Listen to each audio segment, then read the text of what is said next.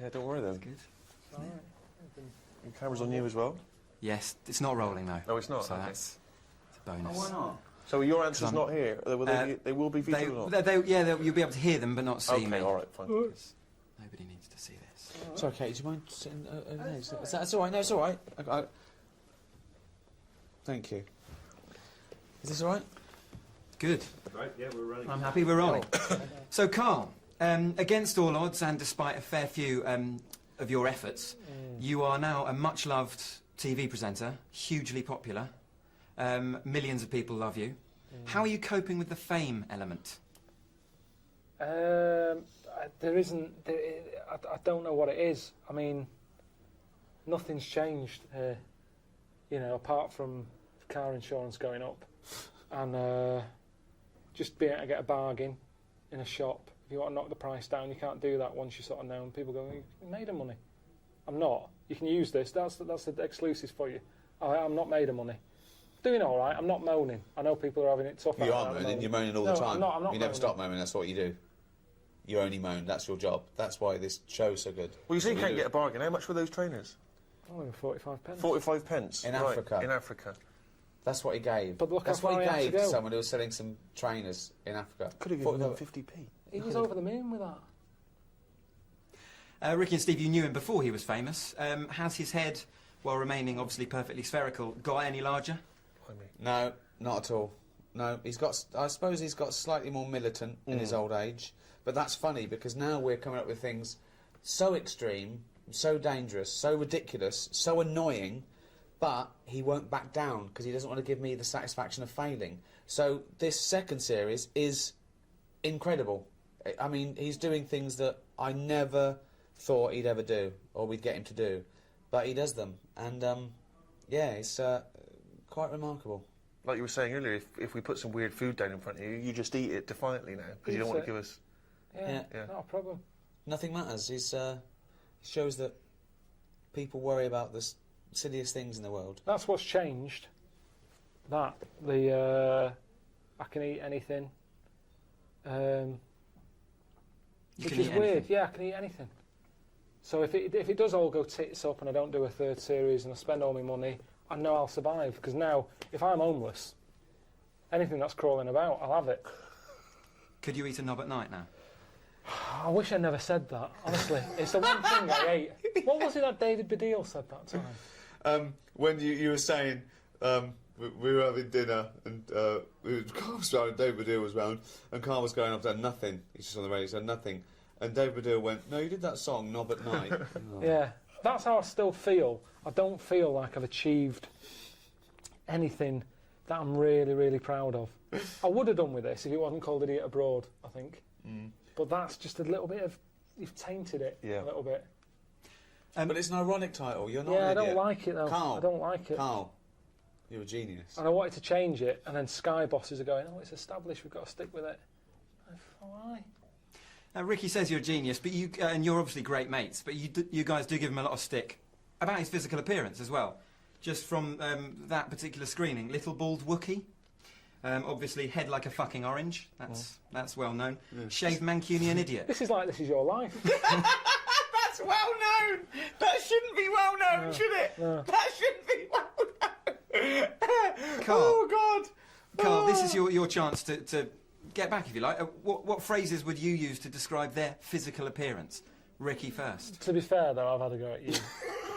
Yeah, but also I'd like to point out, it's Ricky who insults him. I don't call you names. I mean, I might sort of stand behind him and sort of cheer him on, like the worst kind of bully's mate. Do you know what? I'm going to show you how good I am. I'm not even going to... No, if you listen back on the old radio shows, he's always having a go at He has a go. He said when he first met Steve, he said it was a shock.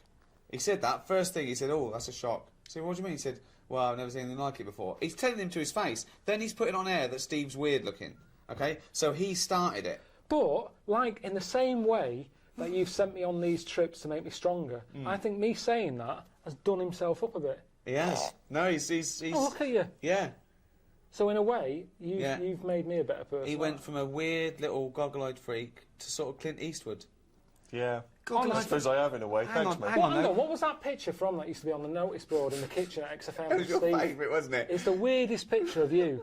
It was from The Guardian, and you know when they use the wide-angle lens to get everything in, you were on the edge of it, so your head was really distorted. It looked like someone had picked up Stephen Hawking by the legs and whacked him against a wall. It was really weird. Yeah. I don't And he know what loved you're it. talking about. He used to Really? go past to go and look at Steve. Hey, listen, we were both in the Heat magazine Weird Crush.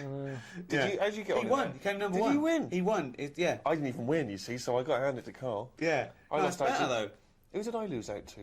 No, him. So he's No, weird. it wasn't the with you. same. No, it was year. different years. Oh, was it?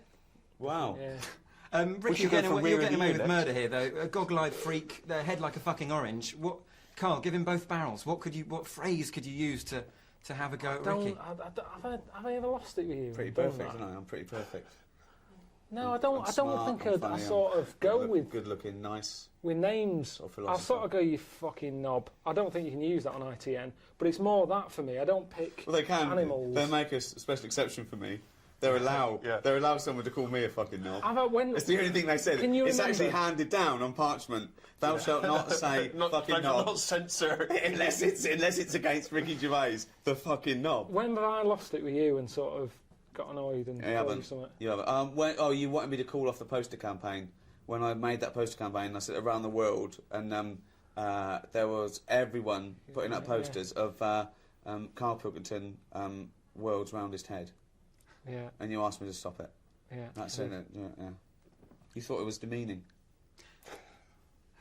Couple of quick ones. If you guys had cast Carl as a character in The Office back in the day, who or what would he have been? Sorry, I hope you don't mind me What? talking about you like that. Cool. What would he have been? Wow.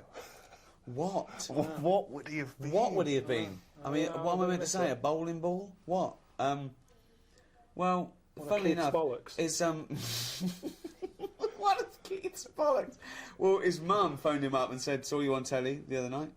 She thought he was in the office. It was just a bald bloke fixing my computer. He's going, "No, it was you." He's going, "It wasn't me. I'd know if I was in the office or not." Yeah. That is the sort of job I would imagine you would be doing, though. You'd be fixing something, wouldn't you? I'd probably be quite Maintenance happy work. with it. Sorting some problem out in the lavatories. Sort of quite a manual job, I reckon. Yeah. Maybe a courier that you come in. Helmets on. Yeah, but don't it's see a the face. perfectly round. He Yeah. wears a pink helmet, and they don't see the difference when he takes it off. I've got to wrap up, but very finally, I don't know if you mind, I'm getting married next year, and wondered if you wouldn't mind giving a message or saying why you can't be there or something. I don't go. I just don't go to weddings anyway. Honestly, I don't know you. You're getting married? Here you go. He loves a wedding. actually, can I use this as a? That's annoying, isn't it? Steve's annoyed that he's got a Of girlfriend. course I'm annoyed. Are there going to be any single women at this wedding? You can come. Yeah, answer the question. Yes. Okay, well, I'll consider it. He'd be best man. Suzanne's brother's getting married, and I don't want to go. But if I use this, is this on the telly? Just saying, sorry, I can't be there. You'll have a lovely time and everything. Good luck with the future. Say you're filming or something. Say you pretend you're filming. Do you know what? That's the only thing that would make me do Series 3. If we can put it at the same time as that wedding. Suzanne said you can get out of the wedding if you're doing a Well, TV she didn't. show. She sort of said, "Oh, you know, don't do it on purpose." But if I you're would, filming, honestly, I'd rather do another land dive than go to a wedding. I hate it. I've not got married because I hate them. It's not even, I wouldn't go to your what's wedding. your fiance's name? Julia. Julia. Just say congratulations, Julia. All right, Julia, have a good day.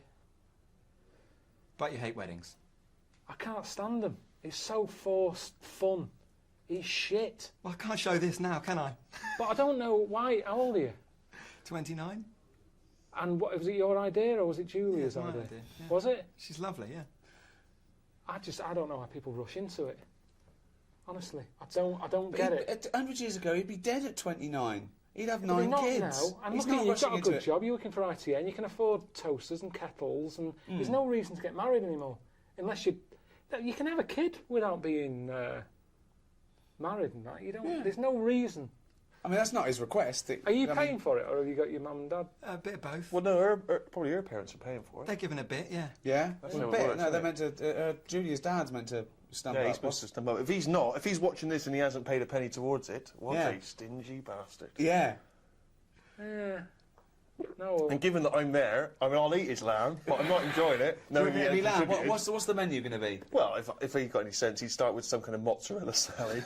Yeah. He'd move on to a lovely bit of lamb. Everyone likes lamb. Is there a fish dish? Well, there's something for the veggies, but who wants to bother? There's probably one or two of them, you know, a little pasty in the corner. Ooh. Just move the lamb out the way. Of course, yeah. And just have some of the veg that comes with the lamb. What are you thinking? Are you thinking profiteroles or are you thinking like a trifle or what? Thanks for asking, mate. It's more of a sort of, it's more of an eating mess they've gone for. Really? Yeah. And is it sit down or sort of help yourself? What's the vibe? Oh, sit down. This dude's not pissing about. This guy's not going with any buffet. So hold on, He's got a band as well. If he's got only a DJ, then he is not the man I thought he was. It's Stag Do. Where are you taking him? What are you doing? What have you organised? We've gone to Prague. He slept with 14 prostitutes. They said was a record. They said those girls said it was a record. Is he just scraping it off, or is he? No, he doesn't care. He don't care about Julia whether she's getting it or not. He's had his end away in Prague. He don't give a damn. Yeah, yeah. Well, so congratulations. Yeah. Have a nice time. That is beautiful. It is. I went to what's the name, Harley Street. I went for a checkup, and like a medical. Posh, you know Harley Street. It's like it's the top doctors, isn't it? I've never been before. Yeah. All posh buildings and that. Went up to the counter. I said, "I see the doctor." They said, "Name, yeah." Give us 10 minutes. Go and wait in the waiting room. Dead posh waiting room. Dead fancy. Big leather furniture and that. Yep. Loads of magazines. I mean, like a newsagent's. Yep. In the middle of the room on a table. Loads of them. So I'm looking through, and there's the top quality ones. Your Esquire, GQ, Classy, Yacht Weekly, all that. Country Life. Boys. Boys? There's one there, yeah. Boys. What's that? Right, lifted up like the one on top of it. And it's like Boys with a Z. Two fellas stood there, looking, sort of Italian looking. Yeah. Right. Dungarees on. No shirt, though. No shirt, just dungarees sort of unbuttoned, hanging down a little bit. Sure. So no one else is about. I'm never going to buy a magazine like that. I can't believe you're going to tell us you looked through a magazine. I had a little look just because I thought, like I say, it's one chance. You're always looking to learn, aren't you? You're always looking to learn. Yeah. Always open. There might have been something in there that I go, right, I get it now. I understand why they like doing that or whatever. Yeah. Right. So she said I was going to, 10-minute wait. I can have a quick flick through. Picked it up, had a look. Still none the wiser. Why? Well, what did you see when you opened it up? Just loads of... like I've said to you before about, I don't know why you like looking at knobs when they've got one of their own. Right. There's no surprises there. You're not going to go, oh, yeah, sure, that's yeah. Nice. Some had like car oil on the face. Knob out. Yeah. There was someone sat on one of them square things of hay. Oh yeah, sat there, sort of sat on it, straddling it. Yeah, that must have been uncomfortable. Again, knob out. Yeah, just looking like it's normal. That's crazy. No farmer walks around like that. What was the other one? There was motorbike. They always like them. Yeah. No, I'm going through and then like the content is all puns. Right. Everything was to do with knob. Right. That's the only bit they're interested in the male body. Look at this bloke straddling this huge throbbing thing. The bike's not bad either. Yeah, all that. Yeah. Loads of them. It was just cock. Just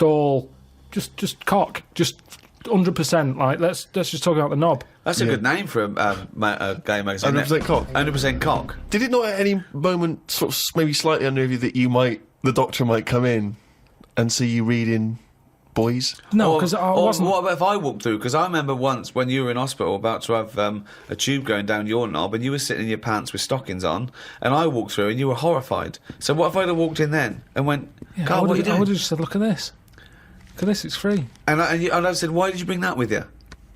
No, I would have just said, look, does it look like I brought it with me? Yes, it does, because you would never see a gay magazine in a doctor's waiting room. So I think you bought that and pretended that it was there. That's the thing. I was amazed by that because there was no there was no Mayfair or anything.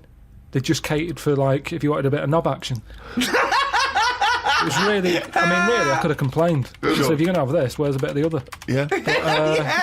You had a bit of this, where's a bit of the other? I know one of the things that they had, and I thought they're really struggling with ideas. they had a Sukoko. As in Sudoku. Yeah. Sukoko. Surely Sadico is better. No, because it was like Sukoko. Yeah, but it's Dick as well. Subdico. Yeah. What? And it was still a Sudoku-style puzzle, but it just had that name. Yeah, yeah. It's just So everything. It was just Sudoku, but called Coco. That's amazing. That is amazing. Now, if I was gay, do you know, like Let's you have say... a game of Lubo. Let's have a game of Knobopoly. Noberation. Knoberation. Let's have a game of chess. Cock.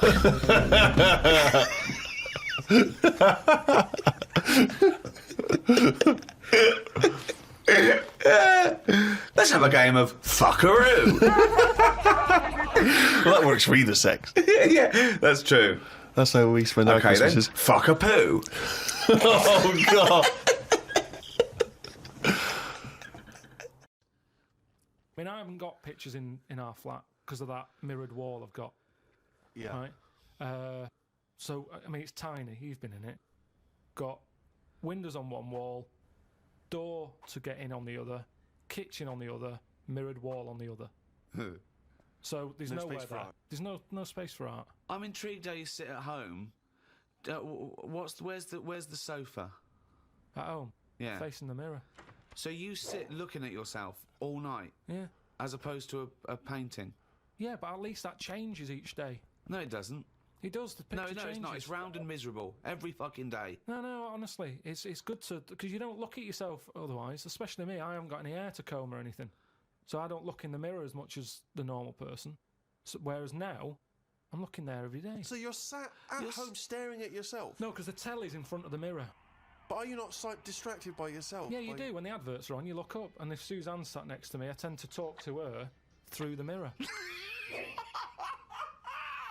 What do you mean? So why don't you look at her when you talk to her? Well, you don't have to turn your neck or anything. There's no neck usage going on. I can just look forward. I look at the telly, lift the eyes up, look in the mirror, look at me, look at her. What does she do? Look back at you in the used to mirror. it. There's nothing wrong with that. It's like there's more people in the room in a way. It's like, And they're further away. there's nothing odd about that. Why wouldn't you use... It doesn't matter. Your Sorry, eyes, remember, your why eyes wouldn't are you still... talk to your girlfriend via a mirror all the time? Is that your question? Well, no, I think it's quite normal. If your head is facing a mirror where you can see everything in that room, remember, it's a small flat, I can see everything that's going on in there without moving my head. Stephen Hawking would be well happy. So I can look forward, she's sat next to me. If I'm watching the telly, I can say something. Now, she's getting the sound from me still because she's sat close. Yeah. But yeah, we're further away, but things look better from a distance anyway. So that's how you managed to keep this relationship alive?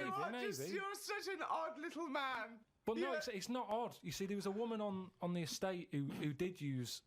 have I told you about Miss Peggy before? No. It rings a bell. Go on. I think I told you ages ago. It's this fat woman who used to be on the estate. She had a three-wheeler bike. And her Push husband... bike, pedal bike. Yeah, like a tricycle thing, but a big one. Right. She used to sit her husband in the basket in the back. Cycle about, what have you. Yeah. She was known as Miss Piggy. Anyway. Oh, is this the one that she used to beat him up so your dad pretended to be a policeman? Yeah, that's it. Anyway, well, the way she used to communicate, she used to always go in quick save and nick biscuits.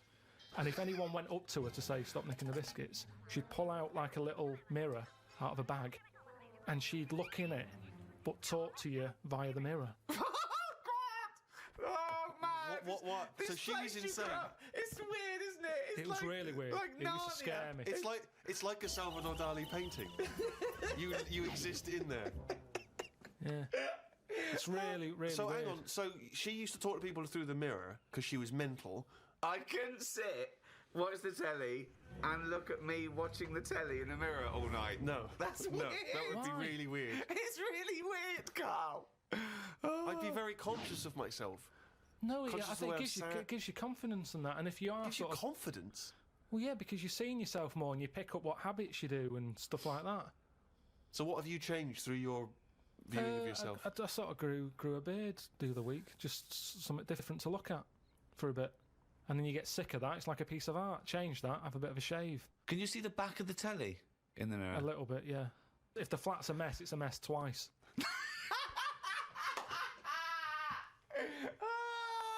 God! Oh.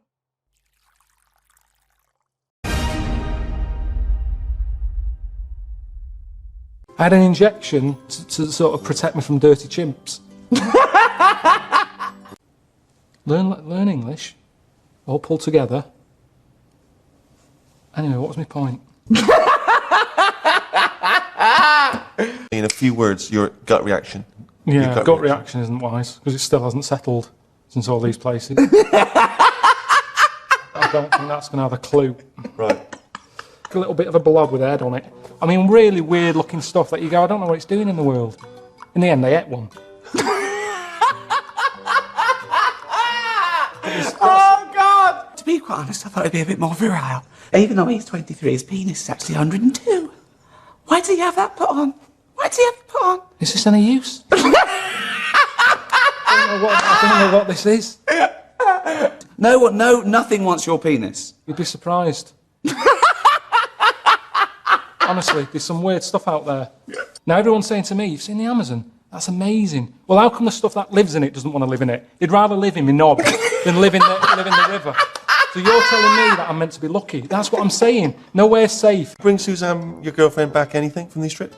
Yeah, I got her like a turtle like you blow into its arse and it makes a tune, but she hasn't played with that.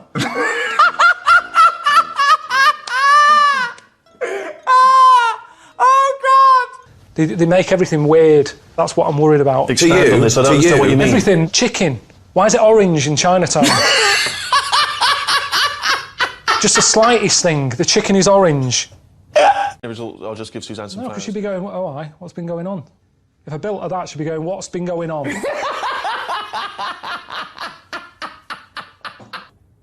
Are they the oldest thing on the world? I told you, he needs an absolute. They've got that there every day when they leave the house. They see it. Yeah. Oh, it's there again. Sick of seeing it. It's like a pylon to them, that. You get sick of it. Oh, hello, Dad. I'm been there for a bit. Oh, what are you talking like that for, Carl? How's Suzanne? I'm not with her anymore. What is? Don't look. If you're going like that, that's more of a worry. If you're not happy looking a knob in the face, there's something wrong. You should be comfortable with it. Just there you go. It's a good rule of thumb. I learned that babies in China, a lot of them have square heads. Right, go on. We're going to kill this kid if you don't give us the 5 million. How can We're you call getting him a sick kid? of him. Why? What's he doing? He's just shouting Congress tart. Give him the money. Give us the money. Okay. I wouldn't have got him to call you, actually. There's no way. There's no way. So to be a Hell's Angel, you've got to shit in your pants. Your mum giving you. So shit in your pants and keep them on for a week. So, yeah, my dad said me Auntie Nora could have joined then. But, So, Oh, fuck me. You are the strangest man on the planet. you haven't been to China. Thank you. Good night. See you later. Oh. Done.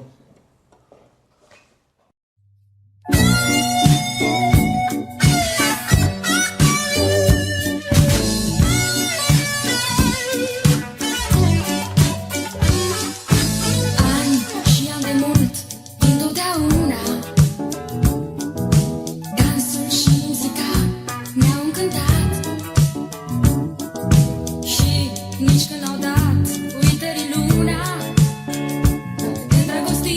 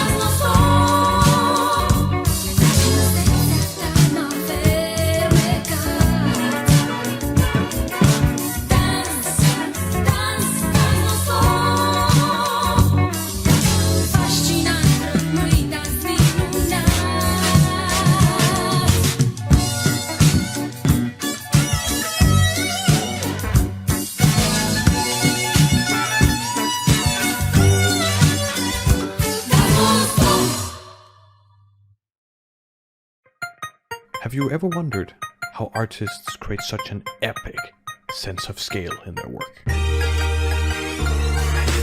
Hello there. In this video we're going to explore how artists create a sense of scale, how we can use those principles, and share some common pitfalls at the end of the video. Let's get started. The very first principle is contrast of size. When starting out your piece, there are some really fundamental and abstract elements that trick our brain into seeing scale. If we have a plain old cube with no relation to anything, we don't have a very strong idea of how big it is. But most of us might say that's, it's in human scale, maybe a bit smaller, maybe 0.5 meter to 1.5 meters. But if we put a smaller object next to our cube, then suddenly we start feeling a sense of scale. Not exactly in measurable units, but we do feel that the original cube is larger somehow. This technique of contrast or comparison is super common in art. Simply contrasting something smaller with something larger helps us see how big it is. Like in this piece from Ethan where we see Drake contrasted against the massive head-like ruins. Or in this shot from Quentin with the tiny boat contrasting the massive ruins in the background. How small these objects are in frame really underline the scale of the ruins. The second principle has to do with how we experience the world as humans. Let's look at camera angles. Seeing our setup from 3 different camera angles, we can see the effect it's having on our perception and understanding of the scale. Number 1 has a pretty neutral camera angle and it makes our cube feel within human scale, however it is still hard to tell. Number 2 has a camera tilted upwards and it feels like we, the viewer, are looking up at the cube and therefore it feels larger. In number 3 we have our camera tilted down and therefore everything feels smaller because it feels like we're looking down at the object. But this angle could also give us a better sense of the scale as we're getting more of an overview, but it doesn't give us the same grandiosity we're seeing in number 2. In this piece we get an epic sense of scale and we can really feel how the upwards angle makes us look up so we can fully see the towering heights. In this painting from Flora, we are looking down at everything, so everything feels smaller, but it does show a great sense of depth which can show massive scale even though we're looking down, so the principles can be applied differently here. There's a third angle I would like to mention. I call it the satellite. This camera angle involves a lens with a high millimeter or a long focal length. It typically flattens out the image a bit, however, it has a feeling that we the observer is quite far away, like on a plane or in outer space. And the understanding of scale has a slightly delayed comprehension. At first we might look at this piece in the top and think, humans could be here, but then we see the floating ships around it and we get a much better understanding of the scale. And we can truly tell how massive it is. So working with the camera can be a great addition to visualizing your epic scale. I'm also building a piece on the side here, and I will have the viewer looking upwards to really feel the scale.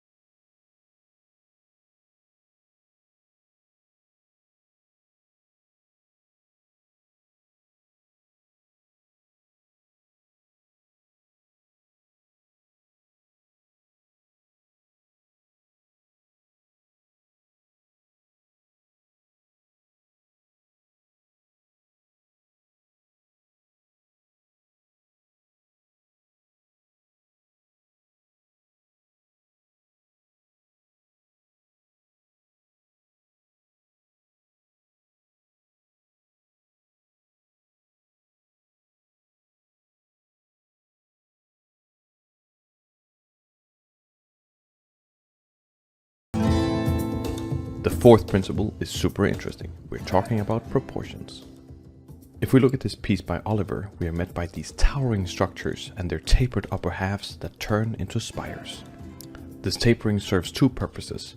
Physically and constructionally, it is easier and more stable to reduce weight over time, which you know if you've stacked cards before. But it also creates a trick of perspective. Tapered structures makes us believe that they are much taller than they are, because how it is emulating the effects of perspective. This was a common technique while building the early skyscrapers, like the Chrysler and Empire State Building. This principle also counts for organisms.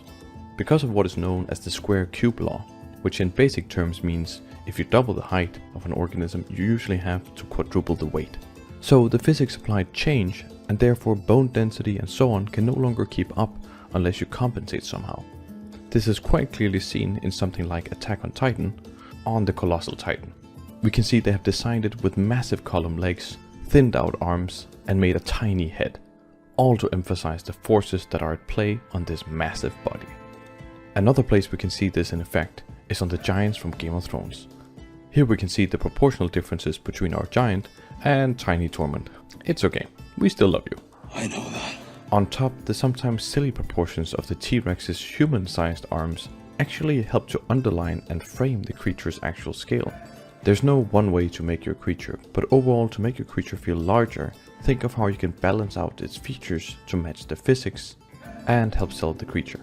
Well, I will for sure create a few tapered towers around my main structure and taper the main one a little bit. The fifth principle is a tricky one. I call it relative scale. In this piece by Paul, we see a flying carrier ship, and we also see tiny people in yellow jackets.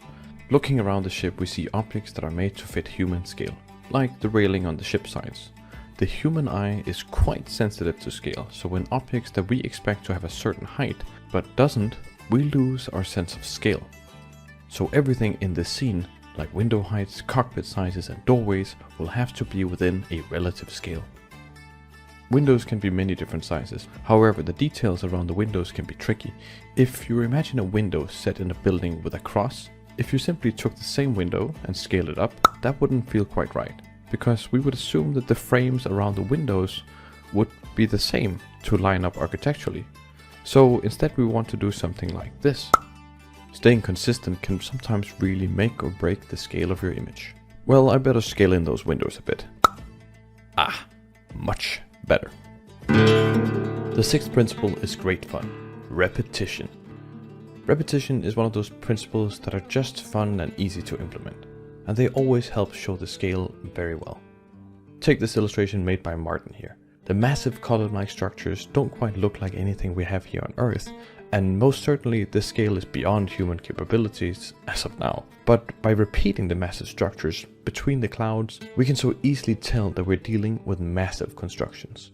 This example is also great as it really underlines how massive these trees really are. Using repetition here is quite neat because we do have trees that look similar to these, so we could confuse the scale at first glance, but seeing them repeated like this shows us how they're towering over the grasslands. You can also have supporting elements repeated around the subject to show scale. I in particular like this illustration from Connor and how it shows depth and scale through the train track bridges. The repeated arches really help sell the perspective for the scene. Well, I might as well duplicate a few structures around and sell the scale of my piece. Texture and detail.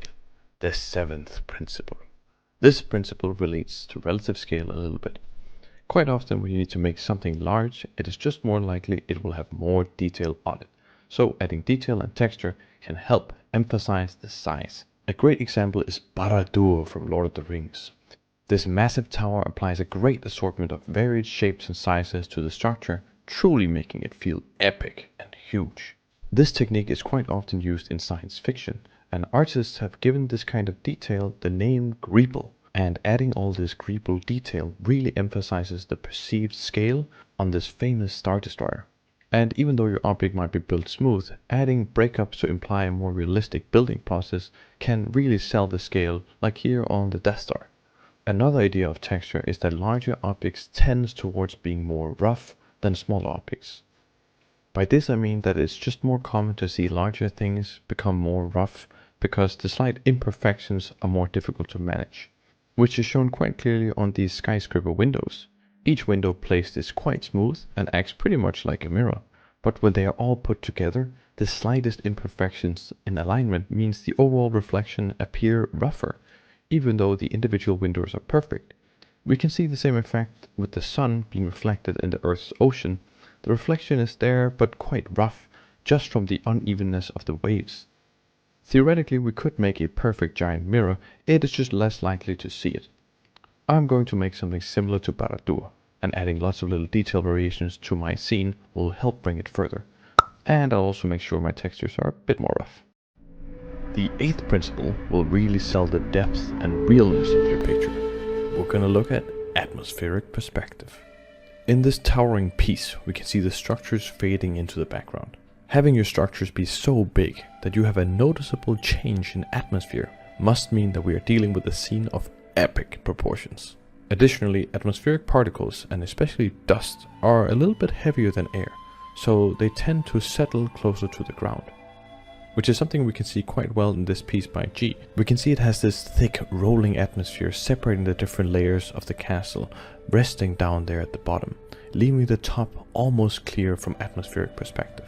You will also sometimes see the same effect in between mountains. If we want to take it a step further, we should make a use of clouds. Having massive structures or cliffs reaching so high up that clouds intersect really helps sell the colossal heights of our subject, shown beautifully here by Min. And even though it is a more loosely painted illustration, where we wouldn't really be able to tell how big the cliffs are by themselves, the clouds really sell that these cliffs are reaching the heavens. I for sure want to see that in action. I'm gonna add some atmospheric perspective here, bleed out the top a bit, and add some epic clouds. The 9th principle is most likely the one you've all been waiting for: recognizable scale, also called birds for scale sometimes. The idea is to place something of a known size in the picture that we can relate to. Humans are a great indicator for scale, because we're human. So seeing a human relative to your subject makes it possible for the viewer to imagine themselves there and really feel the scale. In this illustration, for example, the humans lets us, combined with some repetition, truly understand the massive arch hanging above them. Another very common recognizable scale is using birds, also called birds for scale, as we can see in this illustration from Ankush. They really sell the enormity of the godlike ruin. Birds are easy to place in the picture because they're flying, so you could put them anywhere, and they just give a sense of life and wonder to the image. Like in this picture from Jamie, seeing them swarm around this giant robot just gives it a movement of scale. I also really like the use case here in TJ's work. The birds are not really there to show scale, the human sort of takes care of that, but it does give an indication of the massive heights the warrior is located at, and that adds a whole lot of drama to the scene, which might not have been entirely clear without the birds. But really, any flock of animals or objects of known scale can be used, like in this underwater scene from Roma, where small schools of fish surround this mysterious supersized diver suit. Which is truly what I find awesome about these principles. Once you know them, you can use them to defy our expectations.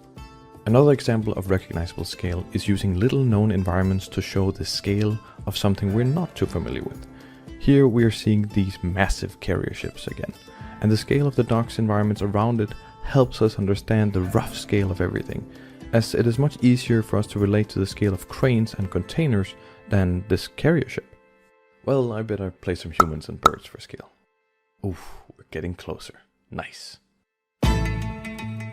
The final and 10th principle is special effects, or effects for short. When we look at the water falling in this image by Jessica, the size and breakup of the water helps us see the scale. If the scene was much smaller, the liquid would feel thicker and more sticky because of the way surface tension works. But when we go larger, it has a different feel. So this principle is really about how effects react at different scales, a bit similar to relative scale but for effects. Here we see a landscape of ruins by Ricky, and on those ruins we see thick overgrowth. But we also see there is a cutoff point of the overgrowth, where you may be getting too high up for the plants to reach, either because of the weight or the natural limitations of how high up in the atmosphere plants can grow. So you could use the growth lines to show the tallness of your scene. Also, if you're capturing a sense of movement in your image, like this one by Jun Ling, these titans might be dragging massive plumes of dust and smoke with them. And note that the look of smoke also varies as it gets bigger and smaller. I definitely think I will add some overgrowth to my scene and make it cut off at a certain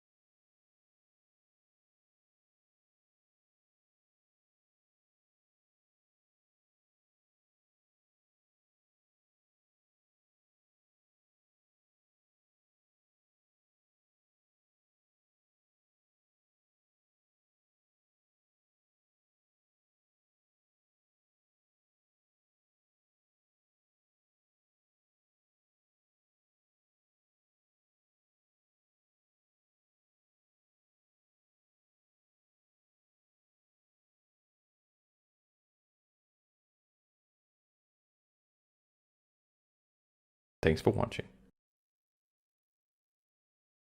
Right. Well, we got so much to get through with this show. Let me just get this. I don't quite understand. You were given a gift, and the gift was a golfing day of golf. And yeah, for my Christmas present, part of my Christmas present from Jane, a night away, 2 rooms, 2 rounds of golf, dinner for 2, right? But not with her, I noticed. Well, she doesn't play. No, she knew. No, it was a present. It was playing golf. It was a golfing day. She doesn't play golf, so I had to choose someone to take away. It's alright. It wasn't a romantic meal. No, but that was my immediate thought. I was... yeah. Me and Carl just getting in there in the jacuzzi together. It just sounds like an excuse for Jane to have a day off from you. But you don't play golf, Jane. I know. Go. Yeah. Enjoy yourself. A bowling ball with my name on it. So chose Carl, obviously. We went. It was a great day, wasn't it? Brilliant round of golf. Absolutely brilliant. Such a beautiful place in Stoke Poges. It's like a really posh place. And are you a good golf player? Well, we'll get to that. Oh, okay. Well, he bought the shoes especially for it. Oh, I'd love to see him in those little shoes. I know, and they were no good because they were metal spikes. We had to change them. He was annoyed straight away. He spent over £22 on these golf shoes. We hired a buggy that was brilliant fun. I was bombing along, wasn't I? I don't drive, but it was great on that buggy. Well, you've been on a buggy with me, and you were a bit scared. Yeah. What? I nearly killed us once. I was just taking banks and things, but you don't see sort of bunkers, and he'd scream and go, "Stop!" And he'd put his foot down the brake, and then I reversed. At one point he sort of did a handbrake turn next to the lake, and then we had to reverse, right? And you just flick a switch and put your foot down. He did that without looking. I looked behind, there's a big oak tree there. He screams, "Watch the tree!" Right? He's so... Dukes of Hazzard. I kept jumping in and leaving him behind because I had to go to my ball. Because anyway, so the first shot, I got on my driver. I honestly did one of the best shots I've ever done. It went straight down. It was great. I thought, phew, got away with that because it's always the first one because it's a clubhouse and you want to look good. Yeah. So. He tees up, right? And I've been saying, buy some balls. He just got 6 balls. I was going, what if you lose me? I want these 6 balls, right? He he tees up, right? Whacks it. It goes miles, like, right angles, straight into these, the woods, right? He turns around, he goes, go and buy some more balls. So I'm laughing, because it's, like, impolite to laugh, but he broke the ice for me, and I was falling around. And then his second shot, I go, you're off for 3 now. If you take another shot, he went, oh, right. So it's his third shot, he puts the ball down. He hits the ground before it and misses the ball altogether. And I was on my back, wasn't I? Unbelievable. Actually rolling about on his back. And we were terrible. I went round 107, he went round in like 119 or something. Sure. It was just rubbish. How long did it take? 5 hours. Of course. And there was no one around, luckily. But it was fantastic. So then we go and have our meal. What annoys me, I said, right, I'll go for a run. He went, I'll have a bath. I said, I'll see you at 7:45. At 7:55, I have to call him. He's not ready, so he's let me down there. Well, you know, I can't stand lateness or laziness. You hate lateness. Yeah, and he's let me down. Do you know his excuse? He fell asleep in the bath because there was no light bulb. There's no light bulb in the bathroom. So instantly he fell asleep. And he was late. No, do you know what I mean though, Steve? If you're sort of, like, nice and warm and what have you. I was tired anyway, I've been stressed out for 4.5 hours, right? My life flashed in front of me a few times in that buggy. So it's all sort of wears you down a bit. I thought, right, I've got a headache. You're going for your run. I'm gonna have a bath. I walk in, put the light on. For some reason it didn't come on, but I thought, it's alright. I'll just, you know, doesn't matter, you can have a bath in the dark. It's summer, so it's light anyway. Well, so. there's no windows in the bathroom, so... Yeah. So you were in the darkness? So I'm in the darkness. I nod off because I'm shattered. He calls up, asking me. So I said, well, I won't... you know, it doesn't normally take that long for me because... You know, I haven't got, like, long hair, I've got a dryer and I can sort of one wipe. Yeah, he's already 10 minutes late, though, when I called. Well, 10 minutes. 10 well, minutes. Lateness is lateness, next. Doesn't matter, dinner wasn't until 7:15, so we had, like, another 20 minutes anyway, so it doesn't really matter. Yeah, but we said 1:45. So he's calling up, hurry up, so I said, yeah, alright, so I get out, and drying, like, my tackle and what have you. Calls back again 30 seconds later. You know. No, I don't, you know, I don't like that. You're not gonna do that, no. You better wipe. 30 seconds later, come on! So I end up going downstairs to the meal area. Naked. With a wet shirt on and wet socks. I've got headache as it is. Meant to be a relaxing weekend. But anyway, so we have our meal, which is really nice. And then we're sitting in the bar. I'm having a cigar by the fire. Yeah. Like, we're having a rather nice Pinot Grigio. Yeah. He's there going, I've got an headache. Is this 1955 that you live in? It's so right. And we are knackered because he's not used to work. I've seen him moaning, falling asleep. He's not used to it at all. And you've been on your feet for over half an hour. Yeah, right. So, we didn't even walk round the golf course. We had a buggy. Yeah. Wasn't even exercise. So, we get onto conversations. He's talking about, he's asking me stuff about evolution. Tell me that. Why the giraffe? What's that rubbish about the giraffe getting a long neck? I said, well, it didn't try and get a long neck. It was selected. And he said, but why would evolution do that? I went, well, you think that evolution didn't do anything? There's not this consciousness, there's not this will that a giraffe has to stretch its neck to reach the leaves. It won't have a long enough neck to survive and pass it in. He was going, yeah, but why did evolution... this isn't. But by the way, this isn't the most stupid thing. This is warming up. This is about 8:45, right? He said, why didn't evolution make a giraffe good at carpentry so it could build a ladder? Right. Yeah. Okay. No. All right. Okay. So he's thinking around it. He's trying to pick holes in evolution. Yeah. We get on to, I said, well, things are, I said, we can see the speed of evolution in lower life forms like bacteria, viruses, they evolved, and that's why, soon we won't have an antibiotic that can kill some certain bacterial strains. And he said, and this was about, 11:30, and I said, I'm going to bed, right? He said, in the future, they reckon that you'll be able to wake up and eat a yogurt you can have a chat with.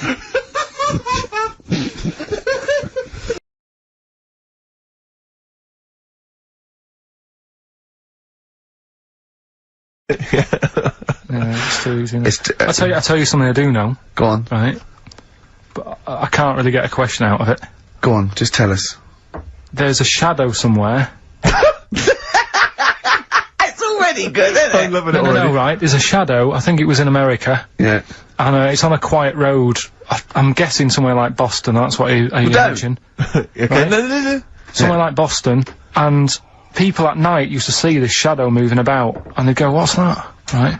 And it got known, the little local town got known for this shadow, but it didn't cause any problems. People What are you talking about? Just you lost me. What are you talking No, about? do you know, like, some places get famous, like, Scotland's got the Loch Ness Monster and that, but it doesn't cause any, yeah. but it doesn't cause any problems. It doesn't exist, go on. Right? So there's this shadow walking about on the road. And, What do you mean? No, what's he, again? Rubbish. Right, so it's walking Nonsense. about. Where did you read this? Where did you It's see walking this? about, this was on the internet, and Oh, I'm sure... sorry! Sorry! I thought it was shite. I didn't know it was on the internet. Right, so this shadow is moving about, and, Independently of an object. yeah, and the local mayor and that is like, yeah, it's a bit weird, but it's not harming anyone. The mayor involved! Was he elected to that post? Hey, Mayor, we got a problem down here. Seems like a shadow. Well, it's not causing any. No, it's Is just it causing any problems? Yeah, go on. But that's the thing, it was left for years, and then it did start causing problems. I see, that's it. If you leave these shadows to go unchecked, Rick, they go crazy. Yeah. You let them run amok in the city. Yeah. You've got to stand What around did it do? on What did it Roman do? shadows. What did the shadow do? It was pushing people off the bikes. It was what? It was pushing people off the bikes. Oh, I'll find out more for that next week.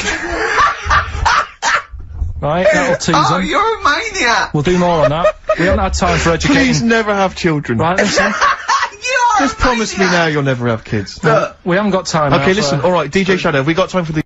See your head a little bit. We want to get the noise, the microphone there. Right, ready? Hold on. Good. So you're just doing it? Hold on. Now, it's in position. What if it... oh. Ready? Yep. Oh, God, it... Oh, no! Oh, it's like Jackass. Did it hurt? Did that hit me? What do you mean, did it hit you? I thought I just... It went off course, did it? Just glanced at it.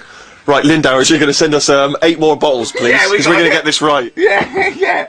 Oh. Oh.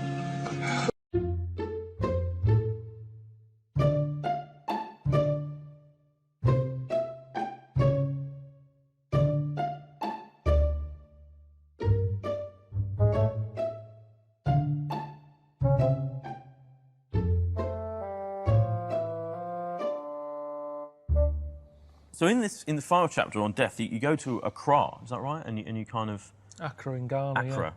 And this woman's died, this kind of local figure. Over there, death is like the biggest bit of your life. It's almost like you spend more money on your funeral than anything else in your life, more than your wedding, more than you sending your kids to school and everything. That's what life's about, having a brilliant send-off. And it's healthier to have that attitude, I think. And I don't know. I mean, I think I am pretty good knowing that, you know, I know that I'm going to die, and I'm pretty good at accepting it. And for me, that's what makes life good, really, knowing that it's going to end. When I was a kid, Pac-Man was a massive game. Kids watching this, they'll go, what's Pac-Man? But it's a game in it where it's a man eating like that. And it makes its way around a maze eating... in fact, here's a little... This is interesting. Oh, yeah. Can you remember the noise of Pac-Man as it's going round? I don't think I can, no, go on. Put your finger in your ear and push it in and out. Oh, yeah. That's the Very good. noise. Oh, yeah, you're right. That's what it's based on, I think. Is it? Yeah. That's brilliant. But anyway, so Pac-Man is just being chased about by ghosts, and you've got to run away from the ghost, haven't you? And, you know, that's kind of his life. And you get 3 lives. But when I was a kid, I typed in a code. Oh, yeah, yeah. That meant I'd have everlasting lives. Yeah. And even then, I remember I played it for, I don't know, 45 minutes before I got bored of the endless amount of lives. But that was a point, I think, when it made me realise that living forever isn't all that. Because for Pac-Man, I think his most happiest time was when the game was over. It wasn't being chased anymore. His whole life was spent being chased, a bit like lives are for us in a way, and it's always someone mithering you for something, you know, and he got in the corner and he had that tablet and that made him happy for, you know, a few seconds. And again, that's like human life, innit? You might sort of have a holiday or something and that lasts a week and then it runs out and then you're back to being chased about. And it was that fact that, you know, it was lasting forever. I worked it out then. So if you could have a cheat code... For life, don't do it. Life. So there you go, That's death. You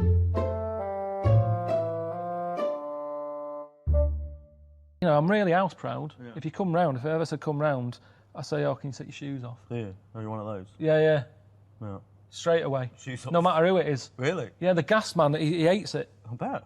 Time for monkey news. Can we have the jingle? Oh, chimpanzee, that monkey news. I love the jingle. Right, well... Can we play that jingle once more? Yeah. Let me cue it up. So, chimpanzee, that monkey news. Oh, it's brilliant. Got a lot to live up to now. I'll be honest with you, often that jingle is more fun than the monkey news. Wow. Yeah. So you've got to excel yourself this week. Well, it's there's been a lot going on. In the monkey world? Yeah, I was looking at the Guinness Book of Records that we bought last week. What you bought? What that I bought. Yeah. Is it still wet? I was cleaning the tea off it. I was having a little read through, and there was some monkey stuff in there. There was this isn't the actual story. I'm just telling you what it's like looking up monkey news all week. It's like behind the scenes. Yeah. It's like the making of Monkey News, which is actually available on DVD. Exactly. It's 12 minutes unseen footage, just the making of Monkey News, which is my favourite bit in a way. If you enjoy Monkey News, see how it happens. See, from conception to it's all put together. Yeah, go on. Yeah. What's a typical Monkey News day? Well, there was some stuff about a monkey in the Guinness Book of Records. I think it had the record for asking for a cup of coffee in 23 different ways. I don't know what to say. Oh. That's good.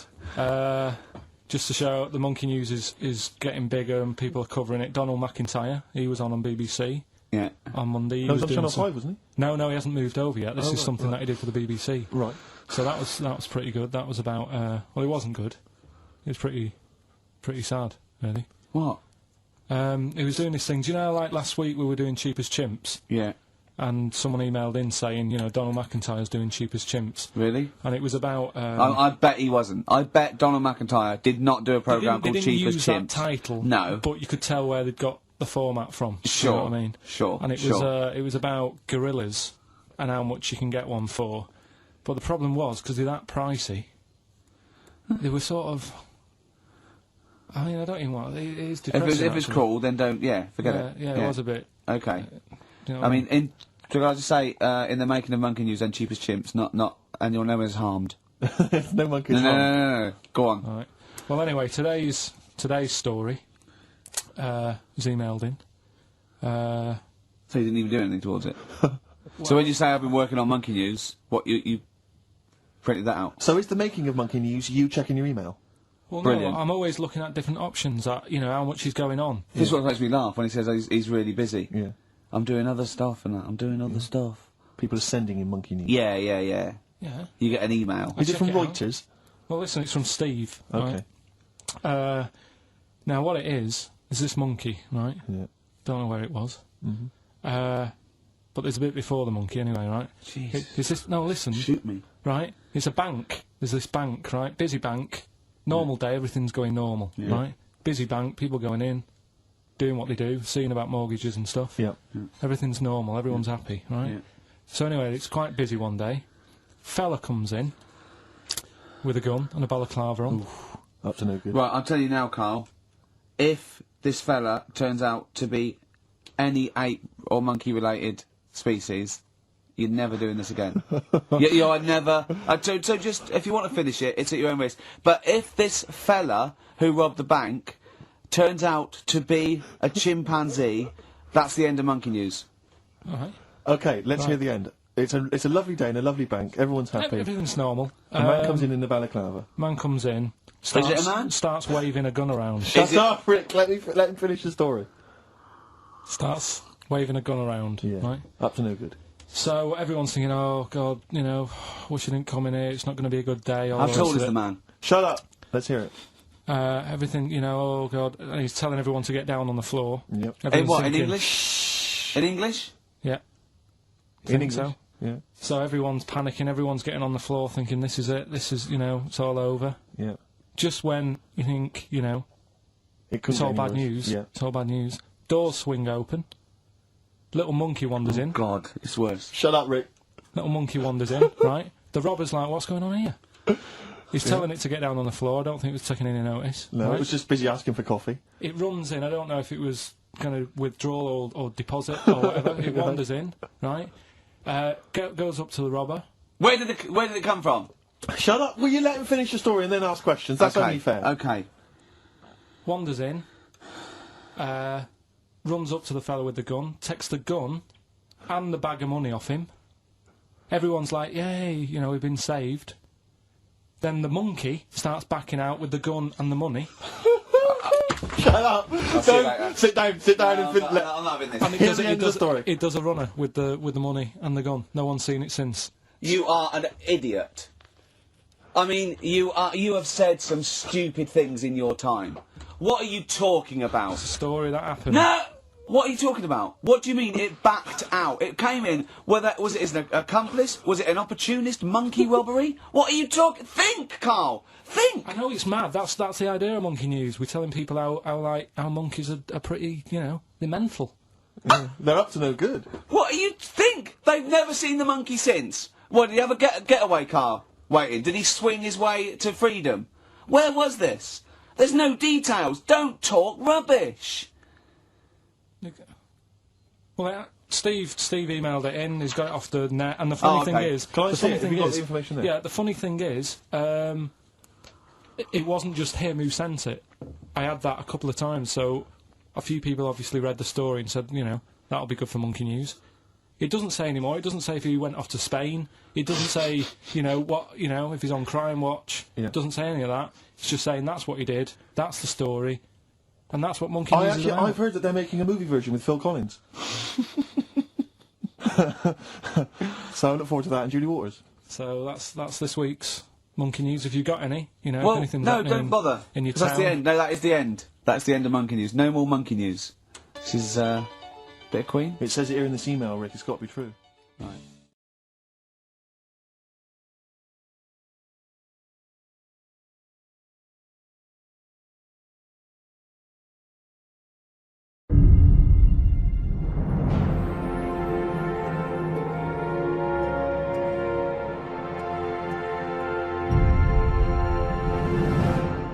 Hello, and welcome to Learn English with Ricky Gervais.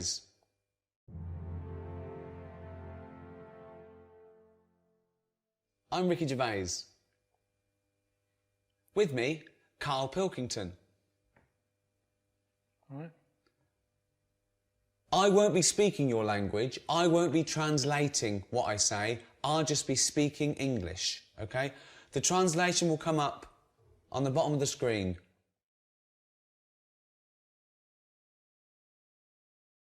This is my friend, Karl Pilkington. He is bold. He is bold. He has no hair. Karl Pilkington has no hair. Yeah, I know. They can see I've got no hair. No, I know. Well, what do they need to know that for? If they learn a language, Yeah. bald isn't a bald head isn't that important. Teach them how to ask for bread or milk. We'll get to that, but this is about sort of friendship and family, you know. So it's all useful. There's so many words, you know. They might as well start somewhere. There's too many words. A lot of words. Lot of words.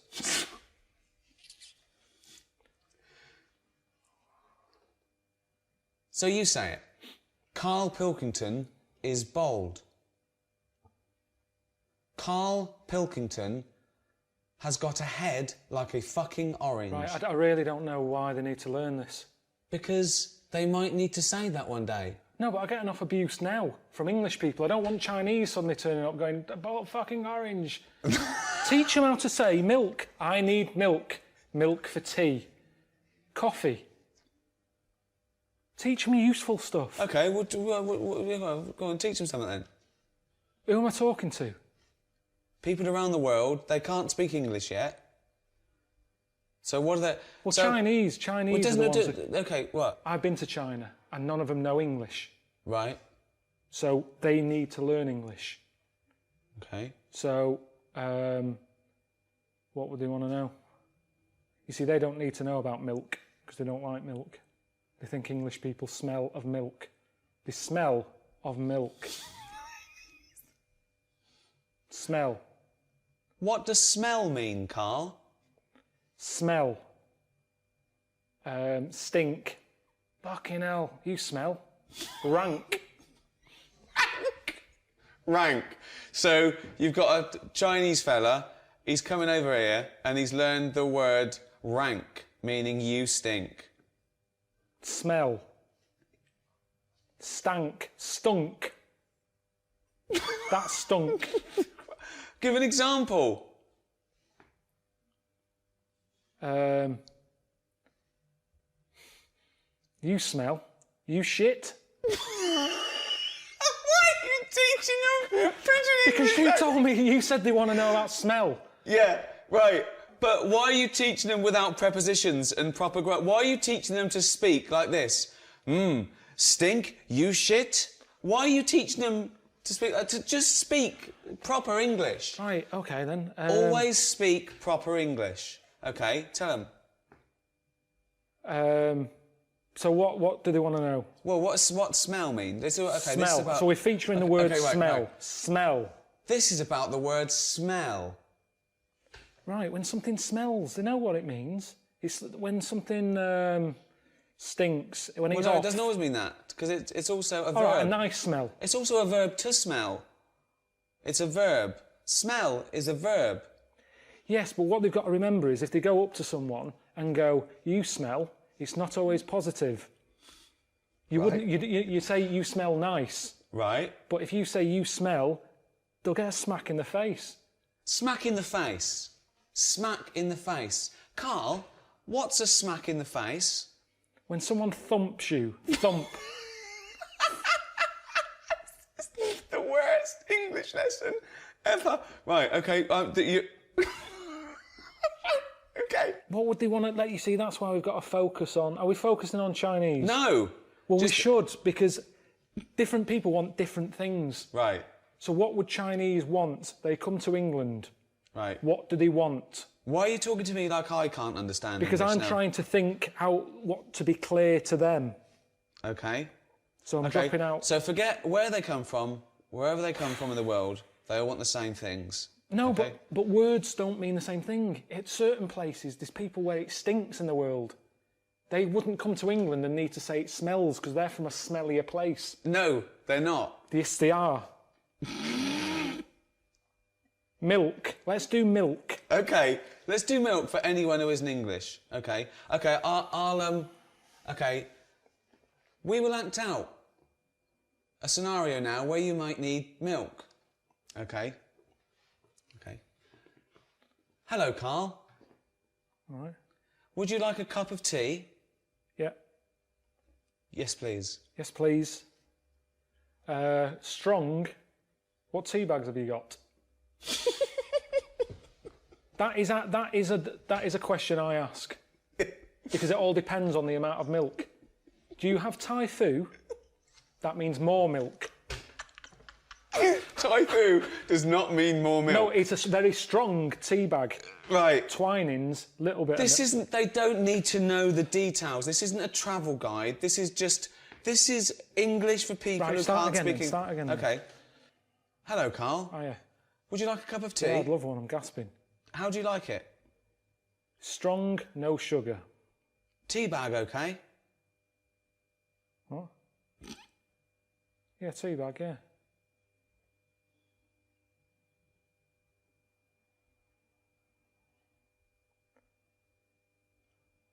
Right, that should be all right. Would you like some milk? Just a drop. A drop, not much. Would you like semi-skimmed milk? Yeah. Semi-skimmed milk. Whoa.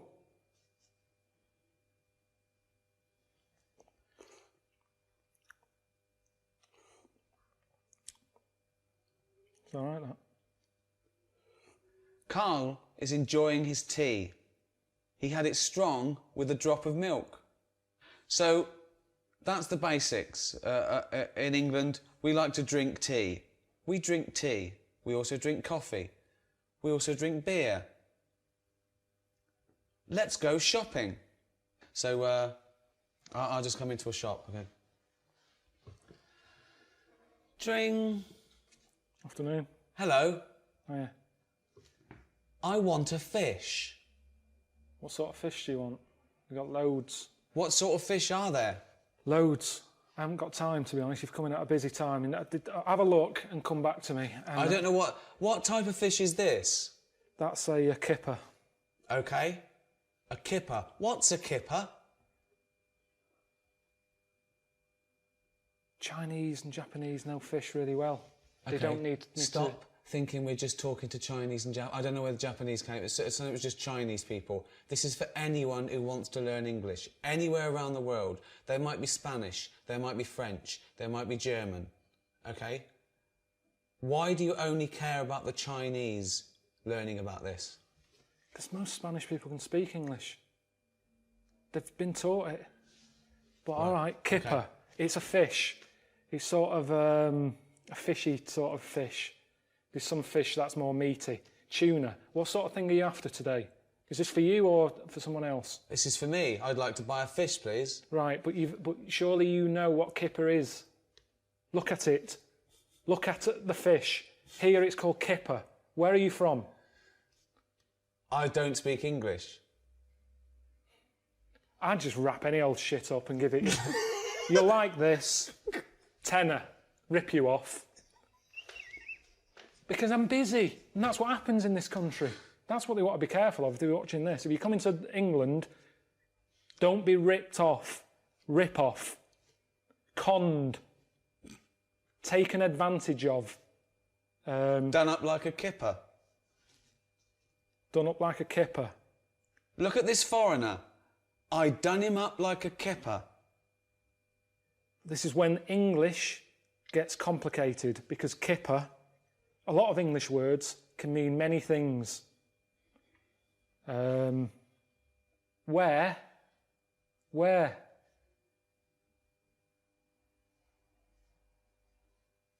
Same word, different thing. Wearing. Where have you been? I'm wearing a jumper. Where have you been? Where? Brilliant. One word, two meanings.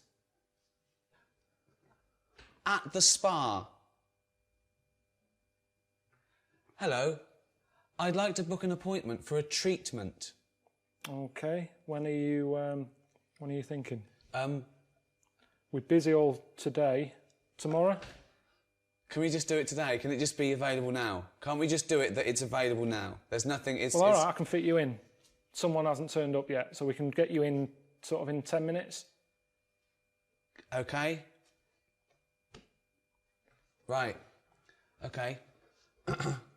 What would you like? I would like a back, crack and sack waxing, please.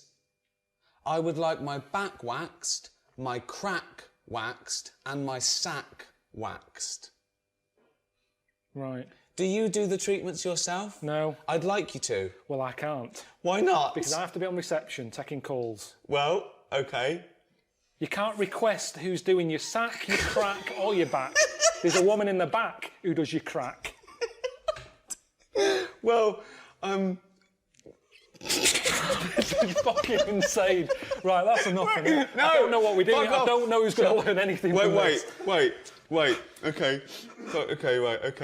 Okay. Well, ask me some questions about... Okay. Well, I don't have to ask you any questions. I said you can be going in 10 minutes. Okay. I'm not doing it. I'm a work kid. I'm not paid or qualified to be sorting your arse out. Wait, okay. Actually, thinking about it, the hair on my crack hasn't grown back, nor has the hair on my back. But my sack is very hairy. Wait, my sack is very hairy. I don't need my back waxed or my crack waxed, but I need my sack waxed. Right. Now, I'm surprised you haven't done it yourself, because it's the back and the crack that's the difficult bit. The sack you can do yourself. Oh. And to be honest, it should all be growing at the same time. No. So there's something wrong with you. No. You've got a hairy bollock. When your back is lovely and bold. Right. You don't need it doing. Bold. Fuck's sake. My back is bald. Yeah. My crack is bald. My sack needs waxing. Right. It's quite an emergency. My balls are very hairy. Can I have them waxed, please? Yes. How much just for the balls? £15 for £15 two, for the both. For two. Okay, Yes. that's good. So £7.50 each. It's £7.50. Yeah, but we don't split it. That's the price. Yes. You can't have one done. No, It's I have £15. two. I have two balls. How many balls do you have, Carl? Two. Carl has 2 balls. Are your balls hairy? Average. Okay. Which is strange because Carl's balls are hairy, but he is bald on his head. His head looks like a ball. His head looks like a bald testicle. Carl has a head like a bald testicle, but his testicles aren't bald.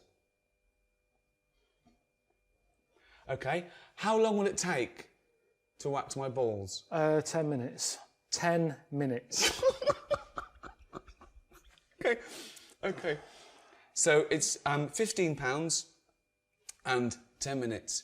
Can you do it? Can you do it now, please? No, I won't be doing it. You'll Why? be meeting Leslie in the back room. I don't really. I'm a little bit shy. I know you. Could you? You don't know me. You've just turned up. Could you wax my balls? No, I'm not waxing your balls. Bollocks. Scrotum. What else is there? Testi. If you're having one done. Bollocks. Sack. What else is there? Okay. Right, We've done done. that waxing. Okay. At the doctor's. Hello, doctor. Hello. I have a pain. Okay, whereabouts is the pain? My anus. Of course it is.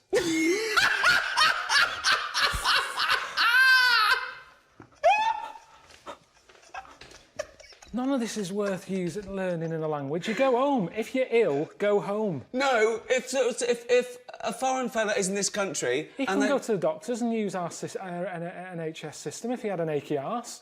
He'd get on the first flight home. Why aren't you going travelling? You're here as a tourist. Yes. Yeah? Right, well, see London. Instead of worrying about your airy bollocks, see the London Eye. The London Eye. Tower of London.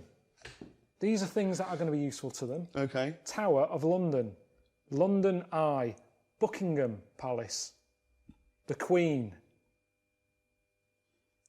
I've never been on holiday and had to have my anus seen to. I haven't had to have it seen to whilst I'm here, at home. Give them useful words. Fromage. Why are you teaching them a French word if we're teaching them English? I'm just saying useful phrases. Right. I've got a headache. Okay. What would you do? Okay. What scenario would you do to teach them? Who are Carl you? will now teach you a useful scenario. Yeah, who are you? Anyone you want me to be. What do you want to do? The bins haven't been emptied. Who? Okay. Who are you? You're making this scenario up. This So is your. who are you then? The council? It's up to you. Right, you're my neighbour. Okay. Why do you keep putting bins out? The bin men doesn't come till Thursday. You keep putting bins out. I'm sorry, Carl. I'm very sorry. I've had a bit of trouble. I woke up this morning and it's the worst it's ever been. I've got distended. I've got a prolapse rectum and I've distended. My testicles are very, very low because I'm old. I'm lactating. Yeah, all right. Listen, can you just put the bins out on a Thursday? I can't put that. Put your My balls Yeah. are so low because I'm an old man. Can you put the bins out on a The bin men doesn't come till a Thursday. It's Tuesday. You're putting bins out too early. There's foxes getting at them. There's shit all over the place.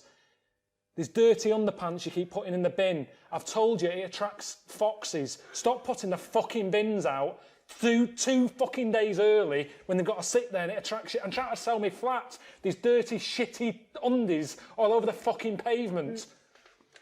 This has happened to you, hasn't it? Yeah, it has, yeah. Did you really? Yeah, it has. What did you do? They don't give a shit. They don't give a shit.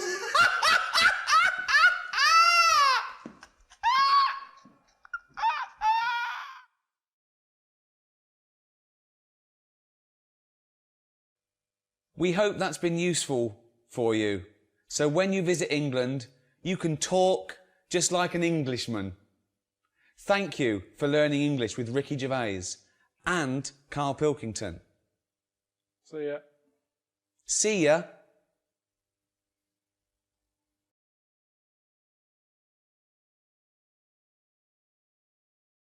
And it was full of old people, really. I mean, that's probably why it's called Gran Canaria, right? Because it's just Grannies old people. everywhere. Yeah, right. But what I thought I'd start doing is start a diary. Okay, why? Just because I sort of had a bit of time on my hands and that. Just thought, write it down, write stuff down. And do you hope that this one day will become one of the great literary documents like Samuel Pepys' diary? I haven't heard of that. Is it any good? You've never heard of Samuel Pepys' diary? No, the most famous diary other than probably Anne Frank's. I've heard of Anne Frank's and that, and I thought if she's sat in a loft, knocking stuff up, not much going on in her life at that point, yet she was still writing it down. Yeah, whereas Thought, you've well, been I'm to on Gran holiday. Canaria, yeah. I thought, so there is stuff going on that I can chat about. Start a diary. Sure. You started a diary. Yeah. And what are you going to do? Did you keep it up every day? Yeah, just... Oh, can I read it, please? Well, a diary is meant to be sort of... Please, can I read some out on this podcast? Carl. Some of it, though, is only relevant to me. It's sort of... Oh, this is... Please, give me it. Oh, my God. I mean, this isn't... I haven't just... It's one of those desk diaries. It's huge. It's about a foot long. And it's... Oh, that is amazing. Imagine if Anne Franks had been like that. As she got out... Right. Everyone would have heard it clank down on the desk. Yeah, but my writing's quite big, isn't it? Oh, look. Give us that. Do you know about joined up writing? Have you heard about There's that? no point. Amazing. Sometimes you can't read it, can you? So it's Right, best okay. to look at ancient times. Oh my God! It starts on the first day. This is wonderful. Going on holiday to Gran Canaria today. Woke up to the news that Tony Banks had died. there was a piece on the news about how everyone was shocked. Got me thinking about an invention that would be good. Right. A watch that counted down your life. If it says you've got 3 days left, go to the doctors. Told Suzanne about invention. She said she wouldn't buy one. But she said that about the iPod. How would this device work, this watch? I mean, how would you know when you were about to die? Is that a concern? Again, not for you to worry about, presumably the boffins and stuff. No, like that. all I was thinking is that Tony Banks fella, you know, he died and everyone was shocked about it. But if you had like a little watch on... But how does it work? You can't just say, wouldn't it be good? How would this work? Yeah, I imagine you in the patent office going, got an idea. They go, oh, certainly, Mr. Pilkington, what's your idea? Watch that counting down your life. Oh, how does that work? Just wear it, just pop it on your wrist. No, what do you mean, just pop it on your wrist? How does it work? Just pop it on your wrist. Brilliant. You're an idiot. Well, it's interesting that he goes on. The flight to Gran Canaria was a bit bumpy.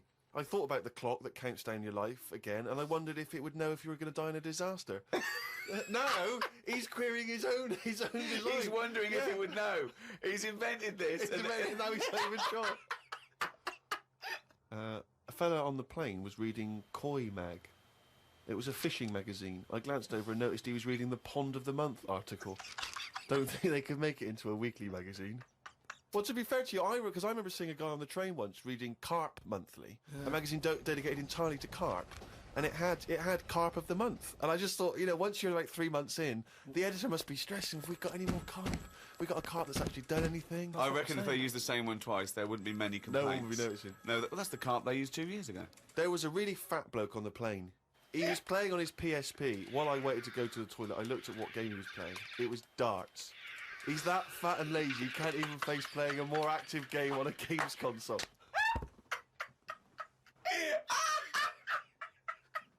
Me and Suzanne got off the coach along with a couple of old people. One of them was in a wheelchair. I don't think it was wise of them to come to a volcanic island with a wheelchair. Everywhere's pretty rough paving and slopey. Guess I'll keep an eye on it as the weeks go on. Day 2 in Gran Canaria. Brilliant, we're only at day 2. The hotel's a bit odd. I've never seen as many cross-eyed people in one location. That's enough, isn't it? That's amazing! Well, you may as well let me read on a bit more. No, this is amazing. Well, come back to This it is a later brilliant diary. This might be the best diary ever written. Oh. While sat listening to the Kinks on my iPod, I wondered if everybody thinks in their accent. I know I do. What's this? What are you talking about? Just that, you know, when I've been sat there lying on the lounger, right, and I was thinking about stuff. How do you know you think in your accent? Tell me a typical thought. Because what I mean is, say if I was like, if I saw something, right? Do you know how I say like, oh, that's a bit weird, isn't it? No, but that was I don't being have said. to. But when you think, I don't think the sentence is like I'm saying it. It's just a thought. The thought appears. It's conceptual and it's already there. It's not like I go, Rick, what? Just looking at that fellow over there, were you? Yeah, I was. Yeah. I was thinking it looks a bit weird. Oh, so was I. I don't think out whole sentences. Whereas you have Carl, stop listening to the Kinks for a minute. Look over there. More cross-eyed people. No, well that's Is that how your mind works? In a way, yeah. And Brilliant. that's when because I thought Explains a lot. It's great that he has to think of that whole sentences. because I thought that's weird, isn't it? Like I didn't think that's weird, isn't it? And I thought I actually think in my accent. And then I thought, does Stephen Hawking, does he when he's doing his maths and that? Is he? I don't know where he's from, so I don't know what his accent would be like. I think he's from Kent or Cambridge or Oxford. Or Right. something like that. So You think he might think in his voice, in that voice, his box computerised thing. voice? Just wondered. Had lunch inside today due to shite weather. Sat next to an old fella. Old men's ears and noses carry on growing as they get older. Suzanne noticed his fingers were fat too. Maybe they continue to grow. Suzanne didn't laugh when I said her arse had the same problem. Day 3, cloudy start to the day. Had pie and chips in a cafe. Had a bit of an argument with Suzanne because I thought it was daft that we were paying for food when we were on an all-inclusive holiday. Changed my mind when I saw they sold pie, though. The cafe was called Tattoos. The fellow who owned it didn't have any tattoos. But we never saw his wife.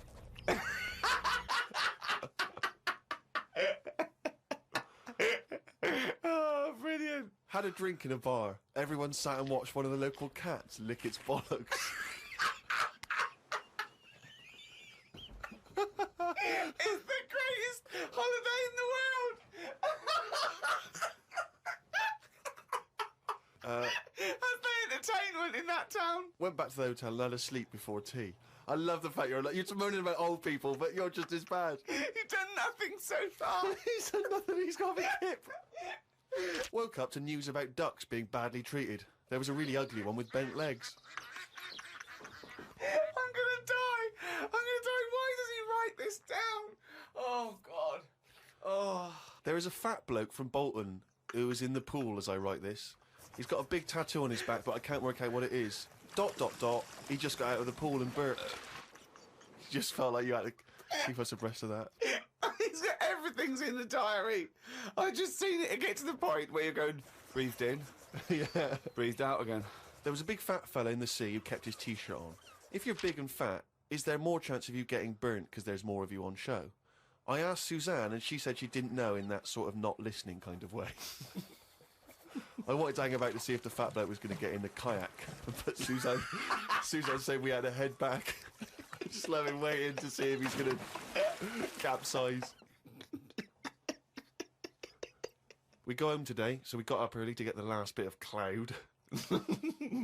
No, it's just that it wasn't. It's not that sunny all the time. I mean, I was sat in weather that if it was like that here, there's no way I'd be sat in the garden. Yeah. But because you're on holiday, it's like, well, we got to sit in it. Put your coat on. So are you going to continue to write this diary?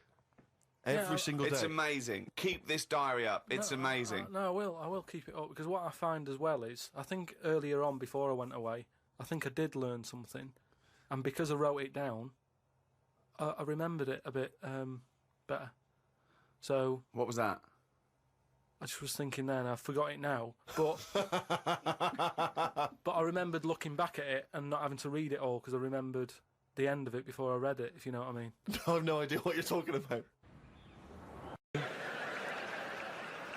I was on a plane last year, okay, going from New York to LA, okay, and me and my girlfriend were one side of the plane, there was the aisle, and the other side there were these two huge fat women, okay, proper fat. One of them just got on and went, "Can I have a belt extension?" "Yeah, of course you can, you've earned it," right? So proper. In fact, I was thinking of calling the pilot out and going, should one of us swap with one of them? Otherwise, we're just going to Canada. Do you know what I mean? And one of them was even fatter than the other one, okay? And she was there, and she'd got on the plane with one of those takeaway buckets of fast food. Bucket! I mean, there's your first clue. When did that happen? When did fat people just give up? When did they go into a shop and go, "Oh, fuck it, just treat me like a farmyard animal"? Really? Give me it in a bucket. In fact, just strap it to my fucking head and I'll just... A bucket? Really? You want your meal in a bucket? Yes. Right? So, she's there and she's chowing down, right? And I swear, she turns to her fat friend and says, "This is the best fried chicken I've had all day."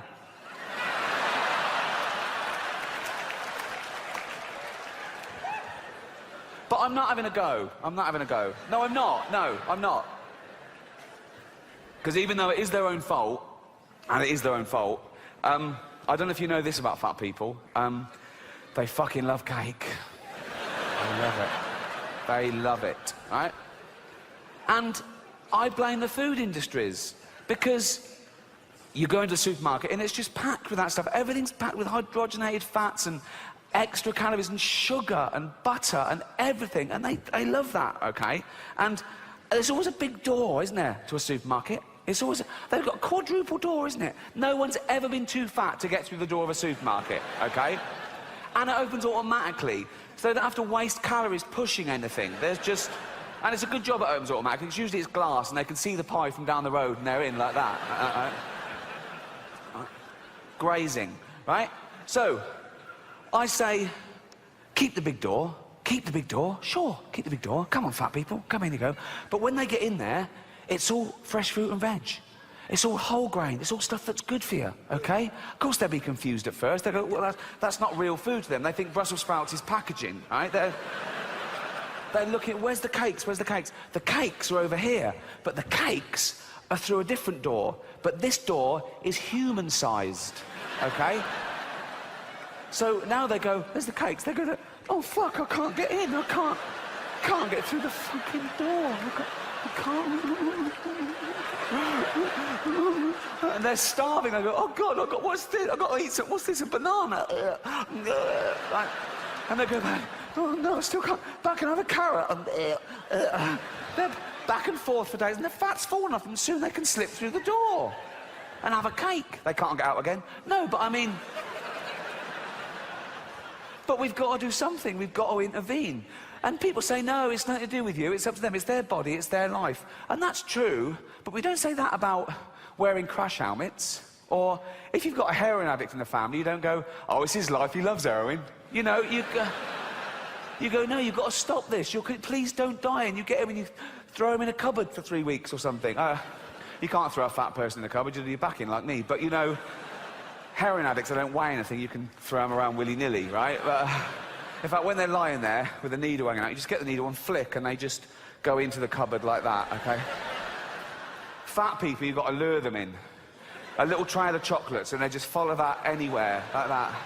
But we've got to do something, because 1/3 of the world are obese, and 1/3 of the world are starving. The fat ones are eating the skinny ones' food, basically.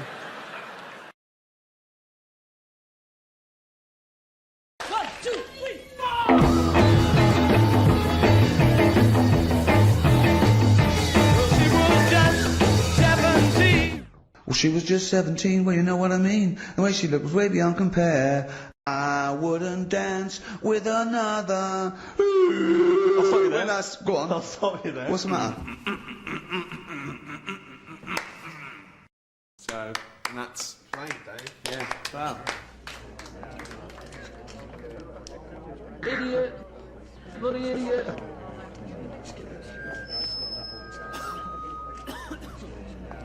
Oh, Uncle Ricky, do the little dance. Oh, go on then. 1, 2, 3, 4! I'll never dance with another. I saw her stand. The long and winding. Shut up. Okay. Yeah. I sort of fused Flashdance with MC Hammer shit. And for those of you who don't know me, and especially if we meet in the bar later, my name is Danny. Do you want a pint? Danny, do you want a pint? Fornication. I'll read that again. For an occasion like this, I want to make sure I keep up the traditions of being a best man. Apparently, I need to get the groom to the church on time. Tick. I need to remember the rings. Did that. And I need to have sex with a bridesmaid. To be fair, I wrote these before I knew I would never have sex with them. Maybe when they're older. Never say never. And keep them away from pedo Rog. All right, pedo. Nice to have you. He's come a long way. Good lad. It's great to see so many people turn up to see Josh finally tie the knot. And about time, too. Nat's got it all. She's brilliantly clever, apparently really delivers in the bedroom. Like mother, like daughter, eh? He knows what I'm talking about. No. And I don't know about you, but I feel she could easily be a model, I think we'll agree, if it wasn't for her nose. When I first saw her beavering away, cooking Josh a meal, I knew she was a real catch. I've got no idea why her previous boyfriend cheated on her, but I'm glad he did. Cheers to him, wherever he may be. Probably shagging. No. Seriously, Nat, you're a real 8 out of 10, love. I mean that sincerely. And we're delighted you and Josh have found each other. So, everyone, please raise your glasses as we say a little toast to Nat and Josh.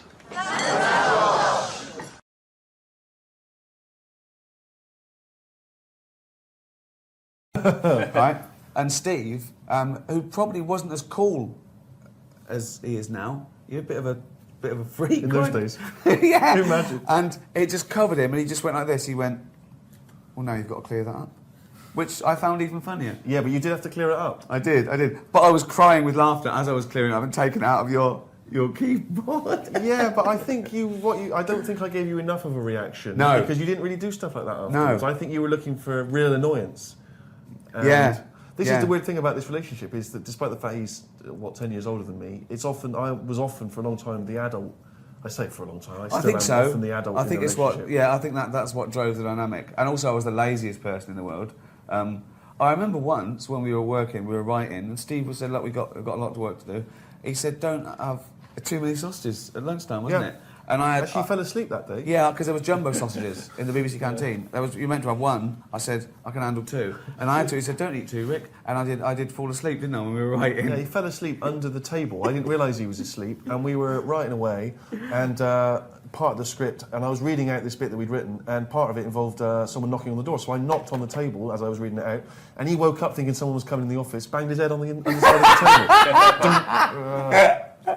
Oh dear, just like Lennon and McCartney. Yeah. Someone actually asked earlier on the live chat, are you concerned that Karl Pilkington is going to become a bigger star stateside than you guys? I want him to. I want him to be the biggest star in the world. I want him to be not just a star, but like an idol that people worship. Just little round things that is like like they put on their dashboard. Exactly, like Christianity uses a cross. It's just a little round orange sort of circle. Because I know he'll hate it. I just know he'll hate it. Apart from Leonardo DiCaprio, was there anyone you wanted for extras that you didn't get? Anyone that you approached, told you to bugger off and shove it up your arse, says Jack Lovejoy? There was only one person who said no, and that was Keith Harrison Orville. Yes. Yes. And I think Sid Little, didn't he say no as well? Oh yes, he did. Yeah, I think it was a bit too much for him. He thought. Yeah. Was it after seeing a bit of the script that they were in? Probably. Yeah. Well, I usually pitched it to him over the phone before we wrote it, and but no, he wasn't. He wasn't into it. Orville was up for it. Oh, Orville would have been. I don't know speak anymore over that. Carol says, if you could pick the brain of any fictional character, who would you choose and why? Now, does that mean like that you could have the brain, or Sherlock Holmes, or what, and have it for yourself? God, information from them. God, I think. We asked Karl a question. If God exists, what would you want him to say to you when you got to heaven? And Karl went, "Is that how it works?" Like, what do you mean? He said, "Well, he wouldn't be on the door, would he?" I went, "No. You go up to his office." And Karl said that he'd say to God, "Well done with the world and that, but I think you've put in too much water." Hey, wow, this is a big question. What are the best things in life? What are the best things in life? First thing I thought of there, sausages. But I'm off them thought now. that might be the answer. I don't know. A mother's tears, maybe a baby's laugh.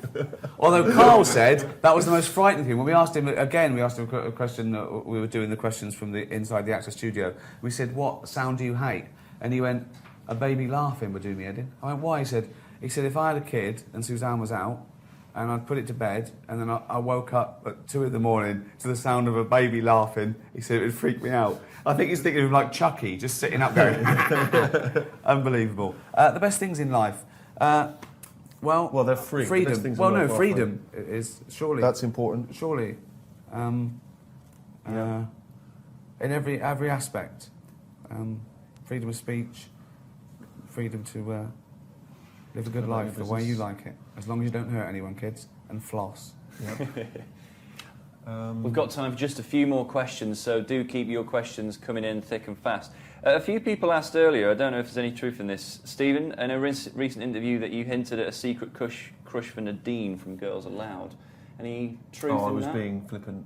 I'm a fan of all Girls Aloud. Who is it? Even the ginger one. Yeah. No, she's, Well, don't say even. There's probably ginger. No, I didn't mean that. I mean, and including the ginger one. No, it's just so, I got very ginger beard, and lots, two ginger people get together, you can have ginger offspring who might inevitably be bullied. So you've got to be careful. You've always got to think this thing through. But, a Girls Aloud is not just for one night, all right? They're for life. Karl said he thinks, it's actually only in England where that happens. I know, in America, it's weird, they don't get the jokes. Like, they quite rightly, they think, well, what's up? There's obviously nothing wrong with it. But Karl thinks that even ginger cats get bullied by other cats. Why do you think it is that the ginger thing is? I don't know. I thought it was... Isn't there a reference to the Bible or something? Is there? Wasn't Judas Wasn't ginger? Judas ginger? No, what are you talking about? It's the Wasn't he? Middle East. It's not, they're not ginger people around there, are they? Well, that's why he stood out like a sore thumb. Clearly. I have no idea why I said that. I don't know if that's true or not. I wondered if it was something to do with the old Scottish-English rivalry. Obviously, all Scottish people are sort of, you know, ginger-haired. I wondered if that was anything to do with that. Maybe one of these MySpaces will let us know. Yeah, let us know if you can.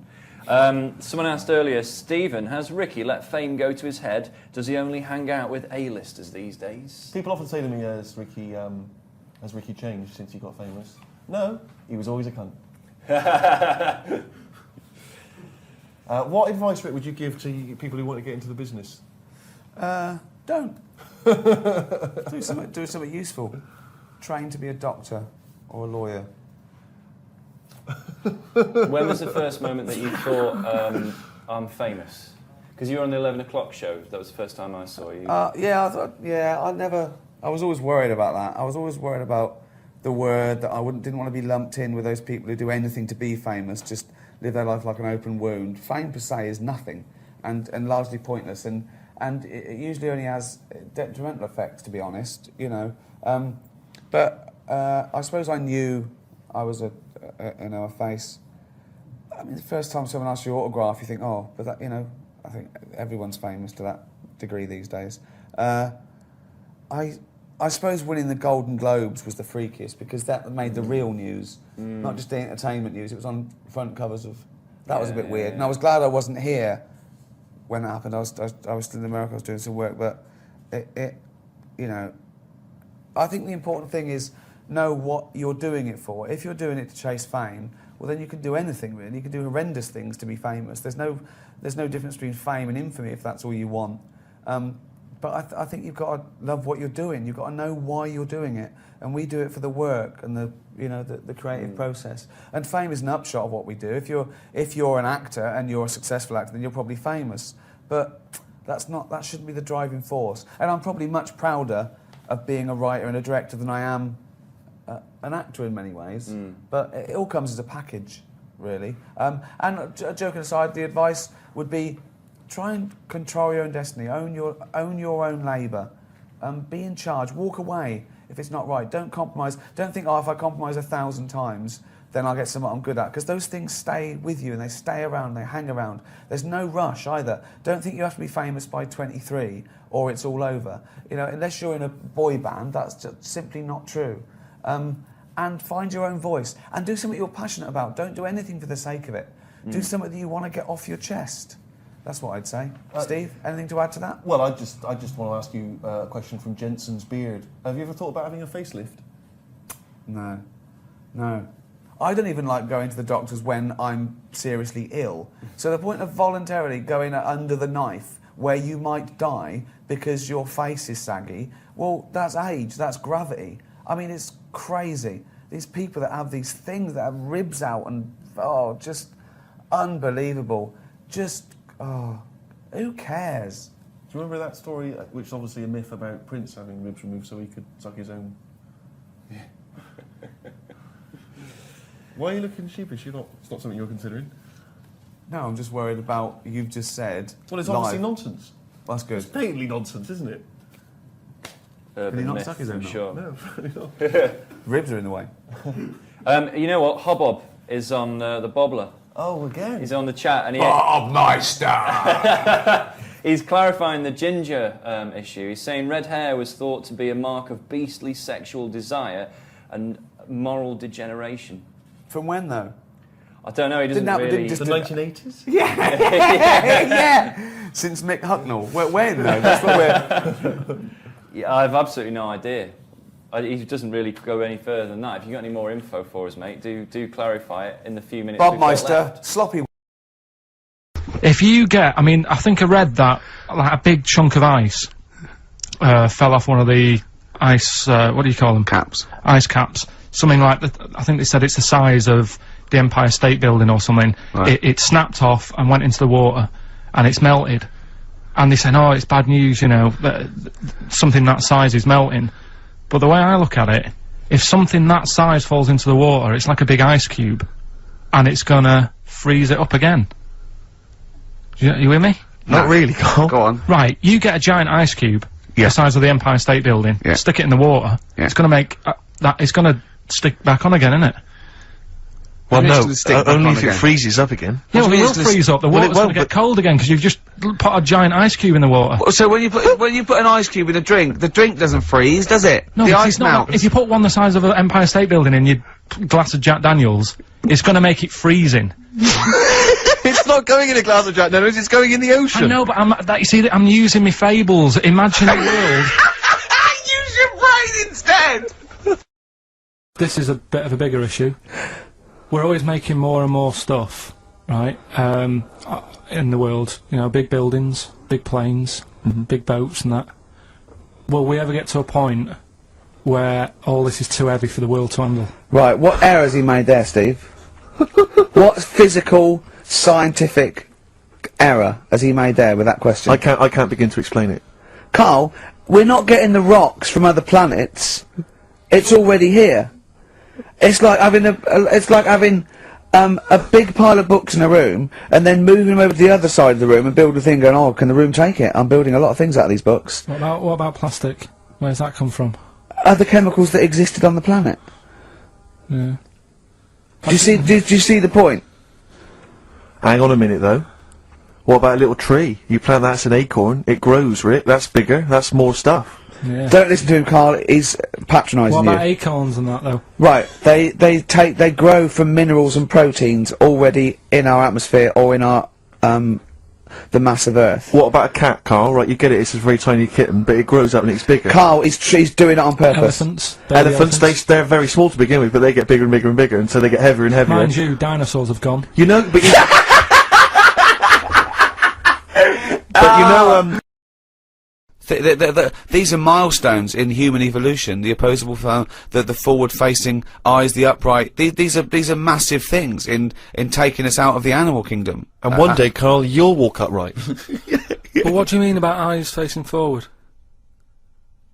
You mean before we got here, there was people whose eyes were looking in their head? I don't understand. Is that what you mean? No, because when we got sort of binocular vision. Do you know Anne Frank? That's all I know about Anne is. There's no point pretending it. Anne! That I know stuff. Yeah. Right, well, tell us everything you know about Anne Frank. She was in a cupboard. Yeah, what else? If she didn't do that, I wouldn't know about her, seriously. That's all I know about her. Yeah. So what did she do? But how do you think we know about her cupboard because of her book, don't we? But hang on, what in the bigger scheme of things, why was she in a cupboard? I don't know. Right. I honestly don't know. You don't know anything else about Anne Frank beyond the fact that, to quote you, she was in a cupboard. Well, what's she done then? You tell me, why should I know more about her? Firstly, I don't think she was in a cupboard. She wasn't in a cupboard. She was in an attic. Alright. Yeah. So what was she doing? She was hiding from the Nazis. She was hiding from the Nazis. But isn't that the first place they'd look? Sort of work from the top down. Carl, they weren't specifically looking for Anne Frank. They weren't going, where is she? Where's Franker? If she gets that book out, we are in the deep shit. We've got to stop the book. And then we went and had a look at the volcanoes and that. They've got 36 of them to look at. How many did you look at before you realised that pretty much, you've seen one volcano, you've seen them all? Probably about 6 or 7. Really? And then when you got to the 8th, you thought, no, I know what this is going to be, Suzanne. This is going to be like a mountain with a hole in the top. Yeah. Really? But it happened years ago as well. It's like, just keep a couple, fill the rest in, tidy it up. Fill the rest in! Yeah, no, Well, getting some builders. No, seriously though. Okay, 4 million tons of concrete, please. They're an absolute death trap. Yeah, what do you mean fill them in? Do you know what a volcano is? Just a hole, isn't it? That's happened. Well, it's more than a hole, it's more a portal to the magma in the centre of the Earth. Back in 1730 it happened, and they still haven't sorted it out. Well, when you say it happened, volcanoes were made a lot longer ago than 1730. No, but the one that did Lanzarote in. Right. Sort it out. What do you suggest? How can they fill it in? It's joined, it's all joined. No, but what I'm saying is... the big plates of the Earth are all joined, all the magma's joined. With the Trade Centre thing, that happened. They cleaned it up, sorted it out, they've moved on. That's what I'm saying. Whereas Lanzarote have just gone, leave it. It happened back in 1730. You misunderstand me. How, in the name of God, can you fill in a volcano? You ignorant twit. No, but it's not just the holes. They've actually left the lava everywhere. That's what I mean. It's not just the big holes. There's lava everywhere. But it's molten rock. They can't just pick it up like they're like a carpet. Put it in the holes. The holes are there ready. Just push it all in. That's what I'm saying. You know, like the monkeys peeling potatoes. Right. That's never happened. They go and put nuts in the salt water to salt the nut. Whatever. How does that get to peeling potatoes? Because in your head, they were working in a canteen. Making chips. Yeah, definitely, yeah. It doesn't matter what the food is. I'm just saying how they know how to sort of prepare I that love food. the fact that you don't care what the fact is. When you're discussing facts, that's all that matters. Otherwise, on Mastermind, they just go, who wrote Much Ado About Nothing? Dickens? Yeah, close enough, whatever, someone did. The fact is what matters. Yeah, but with that question, that's got a straightforward answer. What I'm telling you is the way that animals work. If it's a potato or a nut, it's a foodage.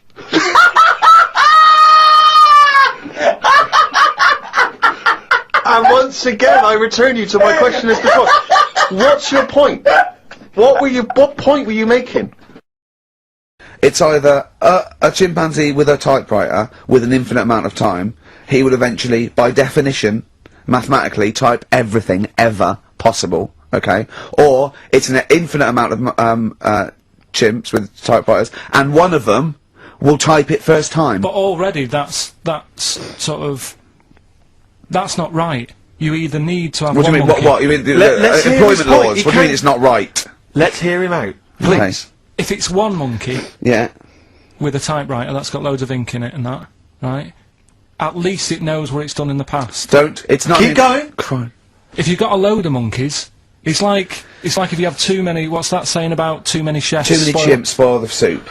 Right. Well, it's the same thing. It's like, well, I didn't tell you to put salt in it. I was going to put salt in it, and it messes it up. Whereas if it's just one, they know what's gone on. So what I'm saying is, just leave him go. I can't be bothered. I want to hear. I want to hear the rest. This blows my mind. He doesn't know what this does to me. It's a mathematical problem. I want to hear the rest. well, it's just I just don't think it will happen. What do you mean you don't think it'll happen? Infinity works it out for you by definition. But not Shakespeare. Oh! Shut up! You idiot! Rick, do you know what he said to me? I said to him, I explained it to him, I said, you've got an infinite number of monkeys, infinite number of typewriters, they will type the complete works of Shakespeare. He said, have they read Shakespeare? You're an idiot! Play a record, said, no, I'm not having this conversation. When are the exams? June? Something like that, yeah. We'll try and register next week, and I reckon you can get an A or B. I'm history. I'm In history. No, don't worry about it, it's just easy. You get your Brody's notes. If Heat magazine, they love you, Carl. They could probably sort something out. They could probably pay for a tutor. They got a lot of money, they sell a lot of magazines. I mean, it is always, almost always, and you found that out, I discovered this, it's always the Tudors and Stuarts. There's no fear for that, them not coming up. Now, what do you already know about them? You must already know stuff about Henry VIII and Elizabeth. No, because it's too long ago to even get interested in. Do you know what I mean? You can't. Is that why you didn't? It. Okay. The Anderson thing, it was like, God, you know, I bet my mum and dad were in an Anderson shelter. You know, this is interesting. What, when they... Oh, my granddad would have, like, had something to do with this. But the Tudors, it's like, I don't know even if they had a family back then. Play a record! Is that the answer? Yeah, just cavemen in front of dinosaurs and that, they sort of went, oh... And then... Well, it wasn't cavemen in front of dinosaurs, was it? Because cavemen weren't alive when dinosaurs were alive. There was a couple knocking about. Right, okay, fair enough. There was a crossover point, surely. Not dinosaurs like you're thinking 15 of. million. Was the probably the Ice Age. There were still big reptiles. I think it's fairly common knowledge that the dinosaurs did not exist. Well, who gave the dinosaurs the name? Well, no. Well, no. Who gave the dinosaurs the names? Hang on. Here's something I've learnt, remember? Go on. Back to, like, show 4 or whatever. Go on. What is it? 4? The flea can jump over the London Eye? No, it can jump the equivalent of if it was a 6-foot man. It can jump about 6 inches high. A flea cannot jump over the London Eye. Yes, it can. Yeah, it can. And Tell your kids that. Carl, remember? a flea can jump over the London Eye, and an ant can lift 3 Volvos. All right. Questions for Carl, just to sort of try and tap into his brain, see what's going on there. Yep. The questionnaire that is often featured at the end of the TV programme Inside the Actor's Studio. If heaven exists, what would you like to hear God say when you arrive at the pearly gates? Is that how it works? Oh. No, What do you mean? What's the question? Well, I don't know. You hear so many other things that you have to go through other gates. I can't imagine him being on the door, is what I'm saying. If he owns a place, what's he doing there? He could put anyone on it. It's St. Peter, isn't it, who's normally minding the gates, famously. Right, so it's him asking me. OK, well, let's say it's St. Peter. No. You go through the gate. Peter goes, "Oh, you're expected. He's got an appointment. We're going through to God. Go through a few doors. Go up top floor. Right past the executive washroom into his big office.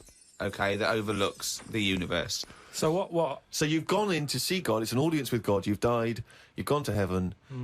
And what would you like God to say to you at that point? Probably just say, you've done well and that in your life. You never did anybody any harm. So, welcome to heaven. Any problems, give us a shout. Here's a little layout of like a little map. It's kind of like. I love this. This is a great answer. And my favourite one is "You never did anyone any harm." That's great. That's a brilliant thing for God to say. Yeah. So hang on, he's giving you a little map. So he's got a little map of the area. It's And big. he'll sort of say, this is where you go for this is where you go for that. I'd probably ask him about the ghost situation. I'd say, am I now a ghost then? Or is this just like another planet that I've come onto? Right. I don't know if he'd answer that. I don't know if he'd be sort of a bit cagey. Yeah, a little bit like, well, I don't want to panic you and stuff. I'd say, right, is it right that I can see past family and that? Because to be honest, I'd probably prefer to stay away.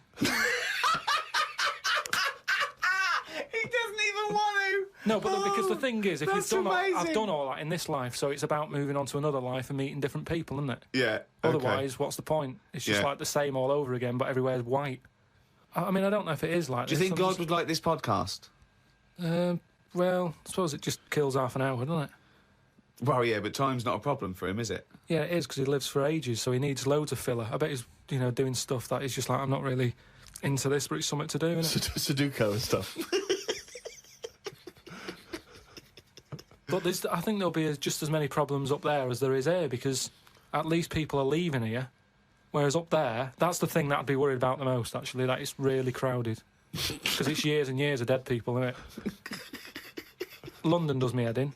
Up there, it's going to be well busier than that.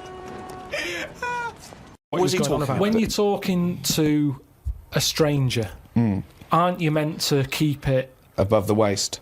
Keep it... Looking at his bollocks. Keep it... Erect.